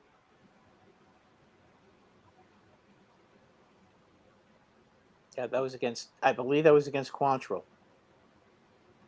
Quantrill. A lot of great characters on that 04 Red Sox team. Yep. Kevin Millar was a character. What was it like to play with Kevin Millar? I forgot about Kevin Millar. Red light. Every time the camera was on, he was on. It was on Kevin. Kevin was great. Kevin. What Kevin did for us was like, he just like that team was a reality show before reality shows were big. I mean, the stuff that we saw every day in that clubhouse was epic. I mean, it was you can't describe it. It was. If they would have had Hard Knocks on that team, like literally, like it would have made more money than Star Wars, E.T. Like it would have been people like even baseball players that I've told stories to about happens in that clubhouse. Like they're like, no way. I'm like, yeah, and it was an everyday occurrence. It happened every single day. But we had fun. But yet, I will say this: we'd be on the road, and we'd have 10 a.m. breakfast. And whether guys were coming in from the night before or they got up at 9 to meet us at breakfast, like there was 18, 19 guys strong at breakfast. And that was something that was really cool to see coming from the Twins because that's how we were. Those guys were, like I said, it was a characters. There was shit flying all over the place and people would steal your pants and your undershirt and your socks and whatever combination with Manny. If you got a hit the night before, Manny would wear your socks the next day. Like, it just was part of it. And it was like Francona did an amazing job with us, by letting us be us. And that's, I mean, he was dealing with some really bad migraines that year, and we put that man through hell. I every time I see him or I think about him, I text him. I'm like, I just want to apologize again for 04. Like I'm like as much as victory was so great, but like we put you through hell. Like, and I'm sorry for that. Just a kind of a quick chuckle type thing. But what a fun group to be around, and what a fun time to be there. I joke around. I was only there for 4 months, so I don't know what losing feels like as a Red Sox. I mean, Frank Cota, I mean, what a manager. I mean, he starts in Philadelphia with us. I mean, he was young. We weren't really that good. And, he eventually got canned, which happens when you lose. Then he goes to, I guess he went to Boston after that, and he's got this big market, bunch of characters. And now he's over there in Cleveland with, a bunch of 19-year-olds and giving the $200 million Yankees a run for their money. Yeah, I go back to 2004 when he just said, like, he kind of just said it. He goes, just win today. And it sounds so simple and so cliche-ish, but he's just like, gotta win today. He didn't really talk to us about it, but I remember, like, he was doing a presser, and it was on TV, and I stopped and would listen to it, and I remember thinking, like, that's genius. Like, that's really good, Tito. And I'm like, yeah, if you think about trying to win 4 games in a row, it's insurmountable, right? But if you just win today, and you come tomorrow, just win today. You're trying to win 1 game. That's it. And that's stuck with me so long after that. Whether it was me trying to win a job with, I got hurt with the Yankees. I used that adage in my head. I came back and I was like, my one at bat wins me my next at bat. If I put enough of those together, this at bat wins me a start tomorrow. And thinking of it so simple. That's what problem happens when teams fall behind 2-0. Well, we got to win 4. Well, no, you just got to win today, because things change fast. And he just kept. And if you believe in the, granted, it didn't hurt that we had Schilling and Pedro and Derek Lowe and all the list goes on. But if you break it down and keep it as simple as possible, it's really not that insurmountable. Everybody on the field at one point has lost 4 games in a row, and everybody on the field has won 4 games in a row. And each in the playoffs, it's just different because every game is like its own season. And you just have to fight through it and win it and just move on to the next one. That's true. You're right. Every game does kind of take on its own atmosphere, if you will. Right. You don't ever see the 10-9 game in a 5-game series, right? You see it in the 7-game series. You get to the 3-4 guy, all of a sudden the Phillies had that game with the damn Blue Jays. What year was that? When it seemed like it was 15-14, and it was just like you kick a field goal, I'll just what are you talking hit about, 2 93? safeties. 93, yeah. Think back, that was some game. That never happens in a short series. It happens in a long series because you have that one game where both arms, or you have the wrong, the 4 starters don't have it. Not that they're not qualified for it, because they are, but the thing that gets lost in the shuffle is, when's the last time the number 4 pitched? Right? That's huge too. If the guy hasn't pitched in 19 days, he hasn't done that since the offseason. Well, that's important. If you come out with a little more, adrenaline, and you can't harness it, you blink in October, you're down 4-0 in the first. So all that stuff adds up. And that's the thing too, is like, you can have all the experience you want, and it is real. Experience in postseason is a real thing. But whether it's your first World Series or your 5th World Series, you still have adrenaline you have to harness in game 1 and when it's your turn. So that you can use that to your advantage or disadvantage. Was Dave Dombrowski, was he in Boston in 2004? No, that was Theo. That was Theo, right? And then he came after. He was with Detroit. Yep. He was still with Detroit. No, okay. Mm-hmm. But yeah, I'm looking at the 2004. I mean, you had Schilling and Page. Just they're great players. Just character after character after character. And belief. They were like, we weren't.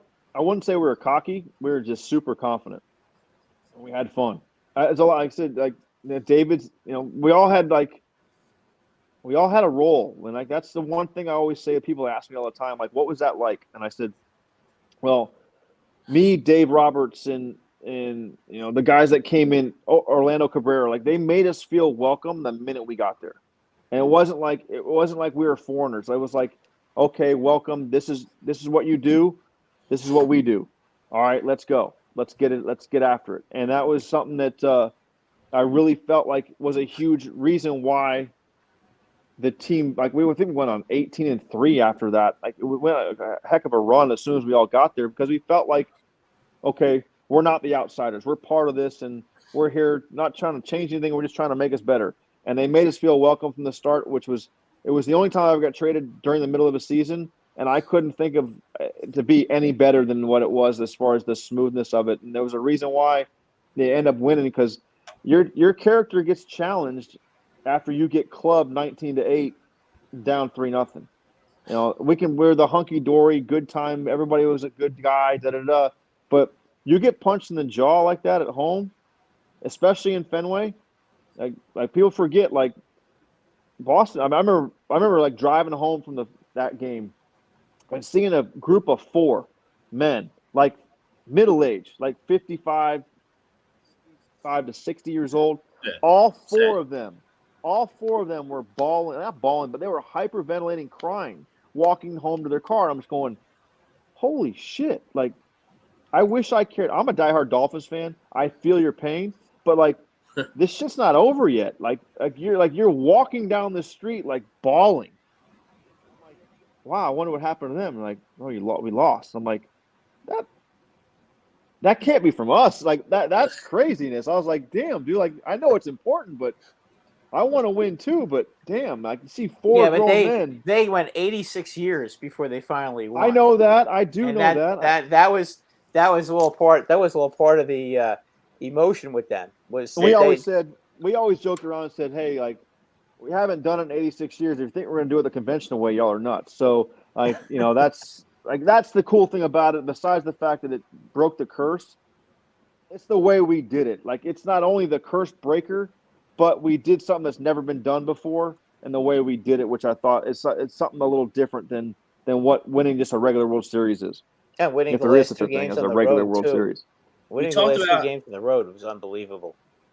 I mean, we talked about the fans in the Northeast corridor, how it's different here. Like, can you compare the fans in Boston? And you were a Yankee, you were on the Mets too for a little bit as well. Compare that to, you know, the Minnesota fans, where you had some good teams in Minnesota that, you know, maybe if it was the Boston Twins that lost those series, there might have been a little more heat. I missed the first part of that question. Just the fans in Minnesota compared to are great. You know, they don't get enough credit for what. I mean, they have a lot of down years, but I will say, like, I've been in a playoff game at Yankee Stadium. I've been in a playoff game at Philly. I've been in a playoff game at Fenway. I'd take a playoff game in the Metrodome overall. If I had to win one game, I'm telling you, like, I remember putting my helmet on and hearing, like, the old school, like, if you guys played football growing up, when the coach took the whistle and smacks you on top of the helmet with the whistle and all you had was ringing in your ear. Like, that's what it felt like. Like, sound had feel in the Metrodome. Like, literally, like, sitting next to each other trying to scream. Like, hey, can I get a piece of gum? Like, you had to use, like, you couldn't hear each other. And it was I always say, like, go stand in front of the speaker at a rock concert and stand right in front of the speaker for 3.5 hours. That's a Metrodome playoff game. They loved us. I think the team I was on in, like, the 2000, the Przynskis, Koskis, David, Tory Hunter, Brad Radke's, Eric Milton's, Jock Jones, you know, like, that team was like a hard hat, like, grab your lunch pail, go to work. We were very approachable. We weren't, like, we didn't really have a super, like, it's funny, you look back at that 2002 team and you look around and you're going, shit, Johan was our long guy. Radke, Milton, AJ, David, LaTroy Hawkins, Eddie Gordado. I mean, the list goes on and on. I mean, you think about that team. Eddie Gordado. Eddie, they used to call him Everyday Eddie. Everyday Eddie. He would and look at LaTroy. LaTroy pitched 22 years in the big leagues. So, I mean, that team was – no one heard of us because we were up from the upper Midwest, but, like, you look at that team at the end of the day, you're going, damn, like that team we did some shit like that, and that's the Twins fans. I think they got us right away. They realized that we weren't like this, because they were just stuck in like over the hill veterans, right? They had like a bunch of old guys on the team that it was like wherever if you were from Minnesota, you came back and played for the Twins before you retired. And I was like, and then we kept breeding this group that we had, and we kind of like, you know what, like we've won at every level in the minor leagues. What's any different when we get to the big leagues? And we always felt like we were one power arm away from winning the whole thing. And as much as Joe Mauer meant to the upper Midwest, trust me, that clubhouse was really upset when we didn't take Mark Pryor in that draft. Because we felt like Mark Pryor wins us a World Series. And I know Joe is the golden son, and trust me, Joe is a Hall of Famer and one hell of a player. And from there, and you can't pass on it. But like as a player in the big leagues at the time, knowing we were one power arm away from winning the whole thing, we were disappointed. We were crushed because we were like, all right, then go get us one. We felt like we needed Ellis Burks and one power arm, and we would have been a really, really, really tough out in October. What about Tory Hunter? What was it like to play with him? Because he always just seemed like such a pleasant guy, and always looked like he really enjoyed the game. Tory was as good as it gets. I was fortunate enough to play with him all the way up in the minor leagues. So we spent almost every stop together. Both had struggles. He had a lot more ups than I did, but people forget, like, he started an all-star game without really knowing how to hit yet. A guy who really became – Tory was one of those guys, like, as a minor league guy, he was first rounder, and everybody raved about him, and you're like, man, I don't see it. Like, yeah, he could throw, and he could run. He was athletic. And you're like, man, he just can't. And all of a sudden, he'd hit one, like, over the scoreboard. Like, oh, wait, never mind. That's why. There it is. Yep. And then that became more frequent. And a very sneaky, that doesn't get enough credit for how good he was in October, was Tory. Like, Tory was a badass in October. Like, Tory wasn't afraid of anything. And he showed up every postseason. And Tory gave us a snarl. Tory was always happy-go-lucky. But, like, Tory was the king of walking, like, past me in the dugout being like, I need more out of you than that tonight. And I was like, what'd you just say? Like to fire me up. And, like, I'm like, wait a minute, what? Like, okay. And, like, that's how we got each other going. But, like, I was lucky to play with him as long as I did. He was the best outfielder I ever saw.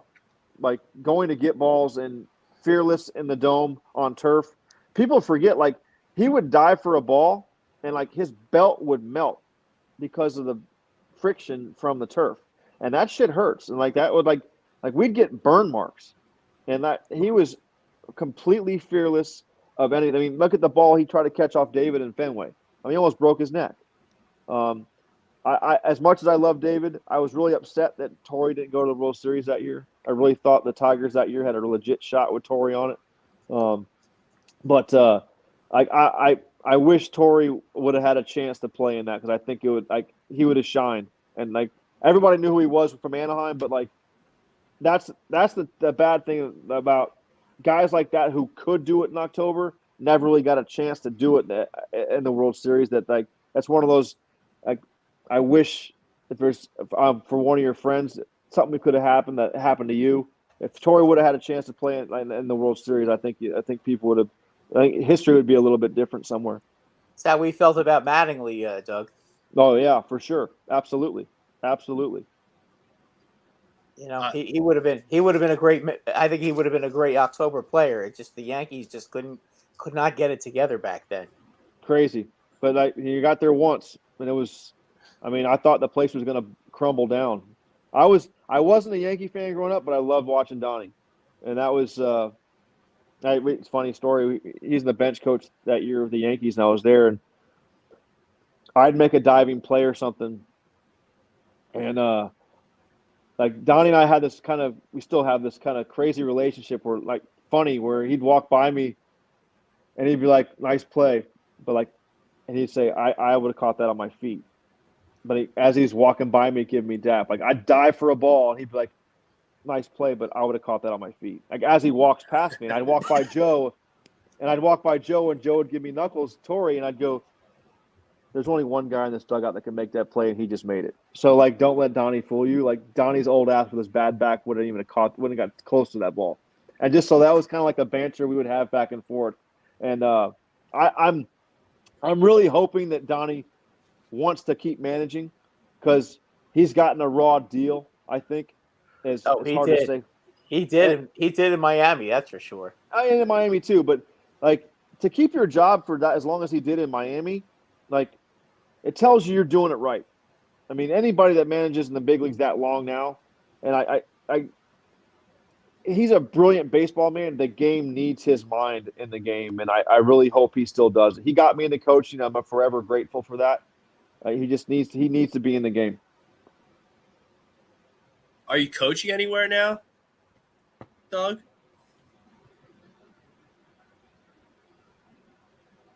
I think All we right, lost him. We'll get into some comments. See if we can get Doug back. There he is. Yep, He's back. Are you coaching or managing right now? Do you have aspirations of doing that again? I mean, talking to you now for whatever, an hour and almost 2 hours now, it seems like you have a mind for it. I mean, I see some of these guys, I don't want to mention any names in case they're your friends, but I see some of these guys that get manager jobs, and it's just like, him? Really? I do the same thing. Don't feel bad. I mean, I do. I want to, but I'm coaching my son's high school team right now. I actually stopped managing the minor league because I wanted to see my son play high school, and now I'm coaching his high school. But I'm almost thinking about going to the college level. I really am, just because that's where all the pro guys are going now. Because it's just, one, there's more money, and two, you have a chance to mold your own group. I'm hoping that before I'm 80 years old, that this kind of, tide gets turned a little bit to bring back some of the guys that actually are passionate about the game and actually care. My biggest fault as a manager in the minor leagues was I cared about my kids too much, and I know that. But I had a group that was really special. I had a group that I knew was very similar to the group that I had with AJ and Tory and all those guys. They were molding that group to be the next wave of Minnesota Twins players. So I held them a little more accountable than I did everybody else, because you guys have to bring respectability back to our city. That's what this is for. It takes more than just getting to the big leagues. You guys are expected to get there and win. So I miss it. I still get texts from Corey Seager to some of the guys that I had in Minnesota, Byron Buxton. I still get texts from those guys whenever they're having trouble or something's going wrong, or maybe just to say hi. But so that just means I did it right, and I felt I was fortunate enough that my minor league managers maybe didn't do it the way the organization wanted them to do it, but they did it for me to get me to the big leagues, and that's kind of what I felt my job was. Is someone did it for me, and my job is to get the most out of your career for what you want, and I want you to fulfill the dream that I did. I want you to fulfill the dream of getting to the big leagues, because I know how much it meant to me. So I did whatever I could for the players I had, and I thoroughly enjoyed it. And I've always said I was lucky enough to play as long as I did, but I was born to coach, and I was born to manage. I was born to do this. It's just I love helping kids. I love helping people. I love seeing guys perform. I love seeing guys compete, and when they do it, and you had a little bit of say in it, to watch them be successful, it doesn't get any better than that. I mean, is that accurate? Seems like Minnesota, you still have roots there with the Twins a little bit. Is that they kind of got rid of the whole entire they got rid of Terry Ryan, who's now he's still with the Phillies, by the way. They got rid of Terry, they got rid of a bunch of us. And I knew when Terry got let go that Thad and Derek Falvey were going to bring in their own people, which is just the way it works. But I understand that I can be brash at times, but at the same token, the product only speaks for itself, and you hope that if you can put up with the way I go about it, the product is still the same. And I've learned my lessons over time, but there's some things that I'm going to stand firm on, and that's I'm going to teach the game the way it's supposed to be played. Period. And I always go back to my dad in his van, and he would play The Gambler from Kenny Rogers. And every time the part came that if you're going to learn to play the Game Boy, you got to learn to play it right, he would grab my arm and squeeze it and look me dead in the eye, and he'd mouth those words to me, and that never goes away. And that's kind of how I go about it. If you're going to learn to play, you're going to learn to play it right. And that's kind of how that stuck with me from when I was 5 years old to now that I'm almost 50. All right. I think you'd make a good manager, Doug. I'm hoping someday. I hope you do, because that's why I wanted to get you on the show with us, because you know what? Just talking to you on Facebook, it's just like I was like, oh my God, this guy. I remember you as a ball player, and you were a good ball player, and I like watching you play. But man, he's smart. Holy smokes! It might be a Dairy Queen, but I'm going to manage something. Damn it, one day. I'll tell you what. I would rather see you out there than Boone. I don't like Boone. I know, but you got to give again. You don't know that it's just Boone. Like I said, you just don't know. Yeah. Well, you know, I know Booney knows the game more than I do, and Booney's been around it since he was. He does. I mean, I don't know if it's cash. I mean, after talking to you, I started saying in Facebook, I changed it to Boone and Cashman instead of just Boone. I saw that. I saw that. That's because of you, because you kept telling me that, and I was like, all right. I mean, you'd know better than I would. I wouldn't argue with a ball player who's been around. I mean, just put it this way: they got rid of Joe Madden. Joe Madden started all this analytic stuff. He started this, and if he can't take it, what's that say for everybody else? Like, if you can't let Joe Madden use his gut, like he uses more numbers than anybody on the planet. Like, and he still, like, when he says he's got to get out, that's when I was like, damn. Like, Joe changed this. Joe was like he changed everything in the game of baseball. He brought some things that were really good. He brought some things that I didn't care for too much, but he was an innovator, and he can't take it anymore. That tells you where we are. That's got to be a kick in the teeth. Like, I guess I understand it, like you said, at the minor league level, if they hand you a lineup card because they want to get looks at guys, showcase guys for trades, whatever you have. But if I'm a big league manager and some computer guy is handing me a lineup, I would probably walk out the door. Like, you're paying me all this money and you don't even want me to do my job. Like, what are we doing? Like, sorry, I know more than this. People that are smart and have situational awareness know more than a computer. I don't care what computer it is.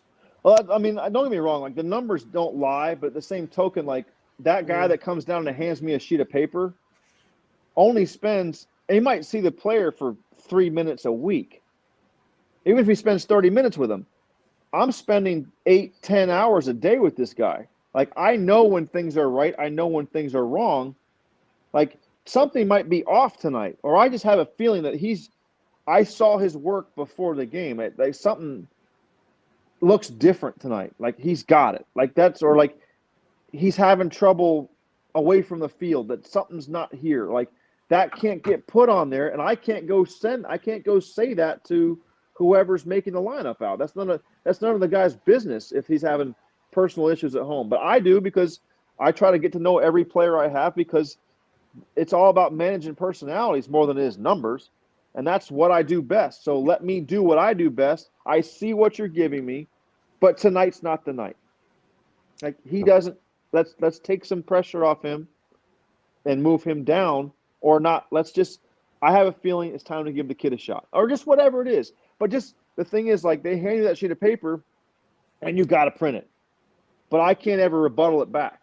Like, if I gave them the lineup, it'd be a 35-minute conversation about why is it composed this way. Right. I'm like, well, I'll listen to you, but you got to listen to me. This isn't like this is not Hitler pointing something out to me where I got to take it or I get shot at. Like, there's a two-way street here. Like, that's a kind of a bad analogy, but like it's a point of, like, you have to listen to a good point. It's harsh, but it's like you want to collab. Every organization has collaboration, and we're going to collaborate. Well, collaboration's a two-way street. Like if you want to hear what I have, like if I have to take what you have to say, can you at least hear me out? I might say something relatively intelligent this week. Maybe not every day, but sometime this week, something intelligent is going to come out of my mouth. I want you to hear it. That's all. And that's kind of where, like, every guy, most of the guys that I know that I have that have the same passion I do and have the same experiences I have or more, that's all they're asking for. They Doug, just want to be heard. What's how that? prevalent is the do the general managers actually text these managers during the game and tell them when to take out pitchers? I don't think they text them during the game. I don't think I know they might. I've never seen it that way. But this is all gone over to nauseam before the game starts. Like the Rich Hill getting taken out was predetermined. Blake Snell was predetermined. Like what about Garrett Cole the other day? I mean, probably predetermined. How do you bring in Lou Trevino? It's probably predetermined. See that's a problem. I mean, I don't care how many pitches Garrett Cole has thrown. Okay, you're paying him $35 billion. He's the ace of the staff.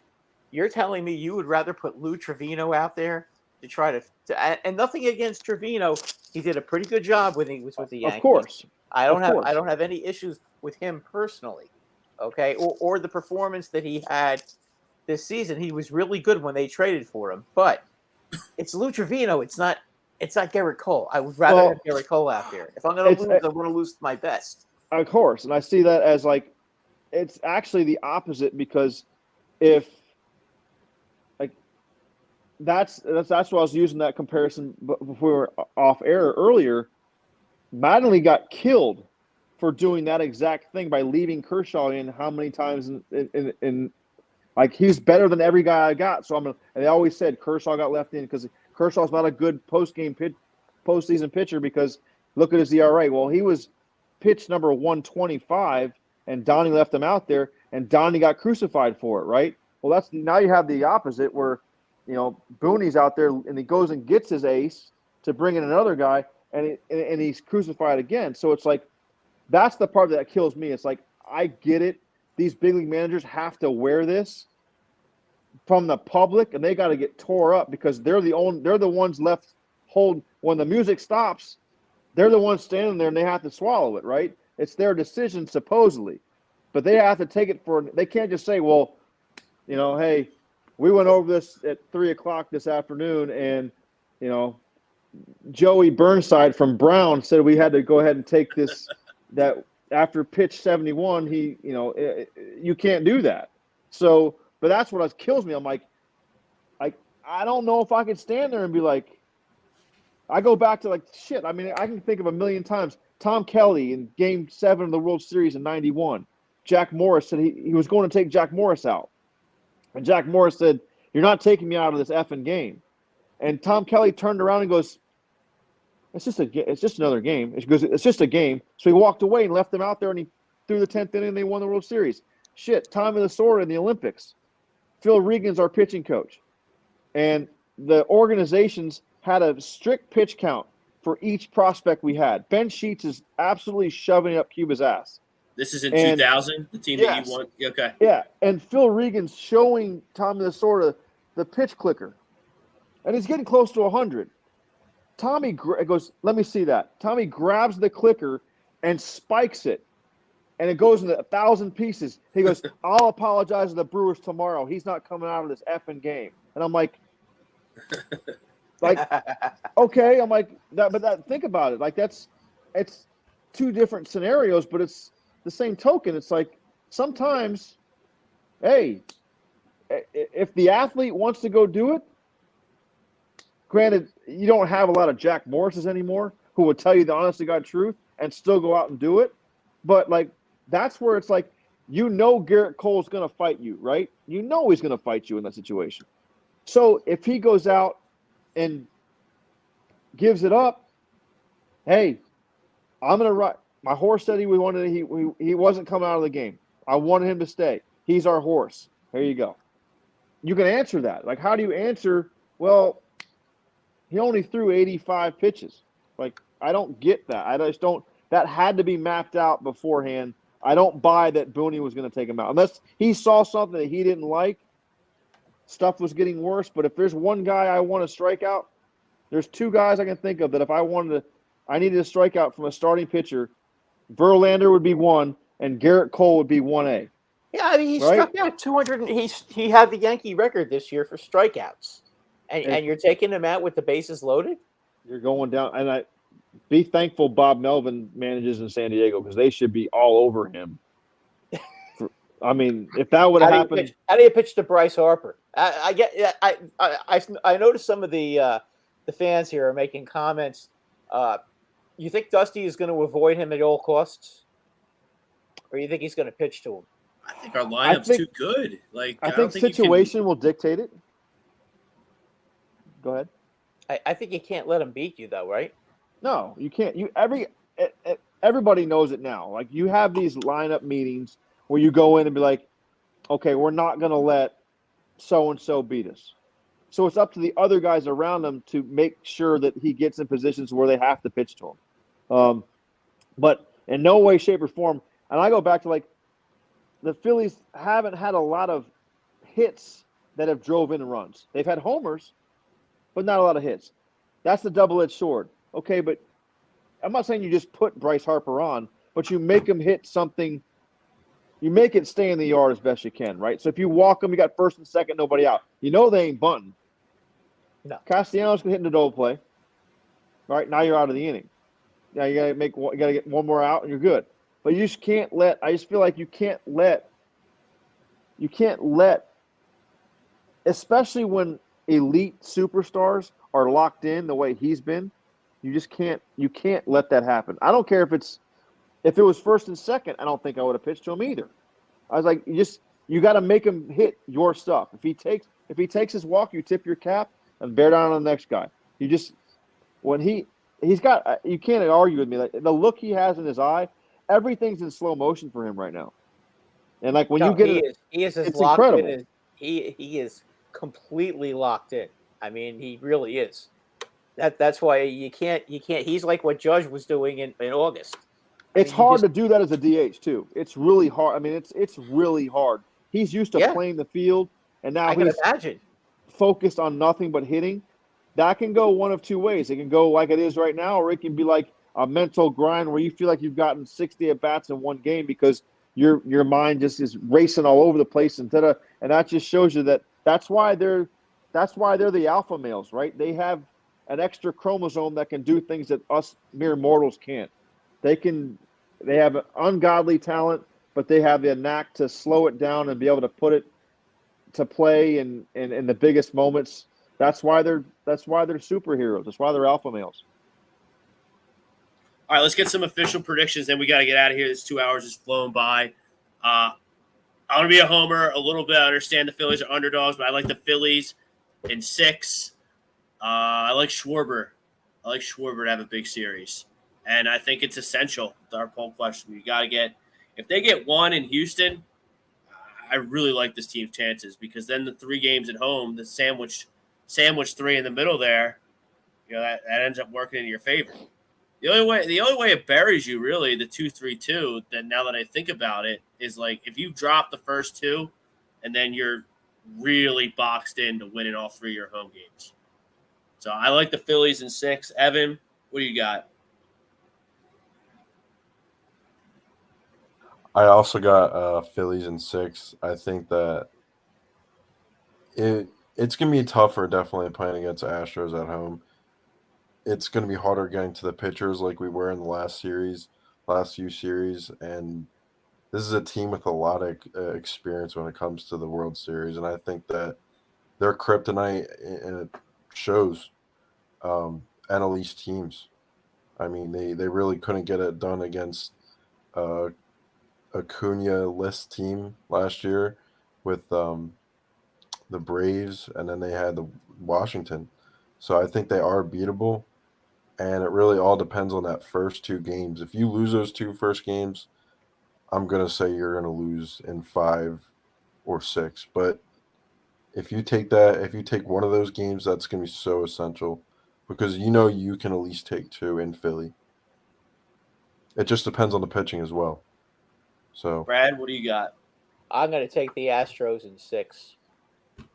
Competitive series. keep Okay. doubting us. Come on, keep Yeah. doubting us, Yeah, Brad. keep granting us. I just Brad think says we have no chance in every series that we play. well, I love it. I love it. I look at the Astros. I don't see it, Rob. Their pitching is too good. But you know what? Listen, the way you're playing right now, I would have said 5 before, but I think I give you 6. I just don't think that, especially when it comes down to the third and fourth pitchers, they have a huge advantage over you guys, and in the bullpen as well. And I can't see them losing another World Series. I think that they've lost a couple, and I think that they're ready to finally win one again. Yeah, that bullpen game in Game 4. I assume the bullpen game is going to be in Game 4, where you're going to have Syndergaard, Falter, and whoever else to piece together. Like, you got to be up. That lineup. It's going to be tough, Rob. Kind of got to be up 2-1 going into Game 4 if you're the Phillies. Mm-hmm. Yeah, that's going to be tough. I mean, we'll see about Game 3 too. I mean, I don't know. I don't know if Ranger can get it done against Houston. I mean, if he only goes 5 innings, I mean, Well, then your bullpen gets exposed for 4 innings against that team, and that's going to be tough. They can hit. I mean, and you give them an inch, as the Yankees found out. You give them an inch, they'll take a mile. You give them a fingernail, and they'll take your hand. I mean, yeah, I know. And Ranger, he's not quite the household name that some of these Wheelers and Verlanders and Nolas are, but he's going to go up against Christian Javier. I just don't think. I think that's a big mismatch. okay, but he's going up against the Astros lineup, not Christian Javier. Yeah, but Christian Javier can shut you down too. That's all Okay, I'm saying. that's all fine. That's all fine and good. But Ranger Suarez, I know he has some spots where he doesn't do as well, but they also kill lefties. Unfortunately, he's got under 3 ERA in like the majors since in the last 2 seasons. He's got one of the best. I think it's only Scherzer and just a few other high caliber aces that have a better ERA than Ranger Suarez. So it's in there for Ranger. Whether he gets keep it, in mind they were 33-12 against lefties, Houston. It's going to be a hard series. Doug, you got an official prediction before we get out of here? I would say Astros in 6, but I'm pulling for the Phillies. And keep an eye on one of these. I'm hoping if you're a Phillies fan, I would think you'd want one of these games to go to be one of those 10-8, 10-7. I think a key for the Phillies is how many times you make Dusty go get somebody. And what I mean by that is the more times they bring these guys out of the pen, the more times the Phillies get to see them. Phillies hitters see them, and the more times they come out of that pen, the stuff gets worse. You saw that with the Rays a couple years ago. The Rays bullpen stuff went downhill fast. That's a key. If they can get these starters out of the game and get these guys coming in 2, 3, 4 times maybe, it's going to make a huge difference. So I want the Phillies to win, but I think it's Dusty's time. I think it's Dusty's turn. He's come up close so many times. I think Dusty wins in 6. All right, that'll do it for the Sports Hounds here on Monday night. Thank you to Doug Mientkiewicz for joining the show, giving us some great baseball insight. Doug, we want to see you as a manager. Oh, let's do it. We want to see you as a manager. I'd love to. Thank you to our great sponsors. Thank you to everyone who liked, commented, and shared the show. Next Monday, we'll have a lot to talk about again. A couple games in the bag from the World Series. We'll have football, basketball, hockey, kind of the epicenter, the equinox of sports here in the fall with all 4 of them going on. So until then, peace out, everybody. Good stuff, hey, Doug, thank you. You were fantastic. You're welcome. Awesome.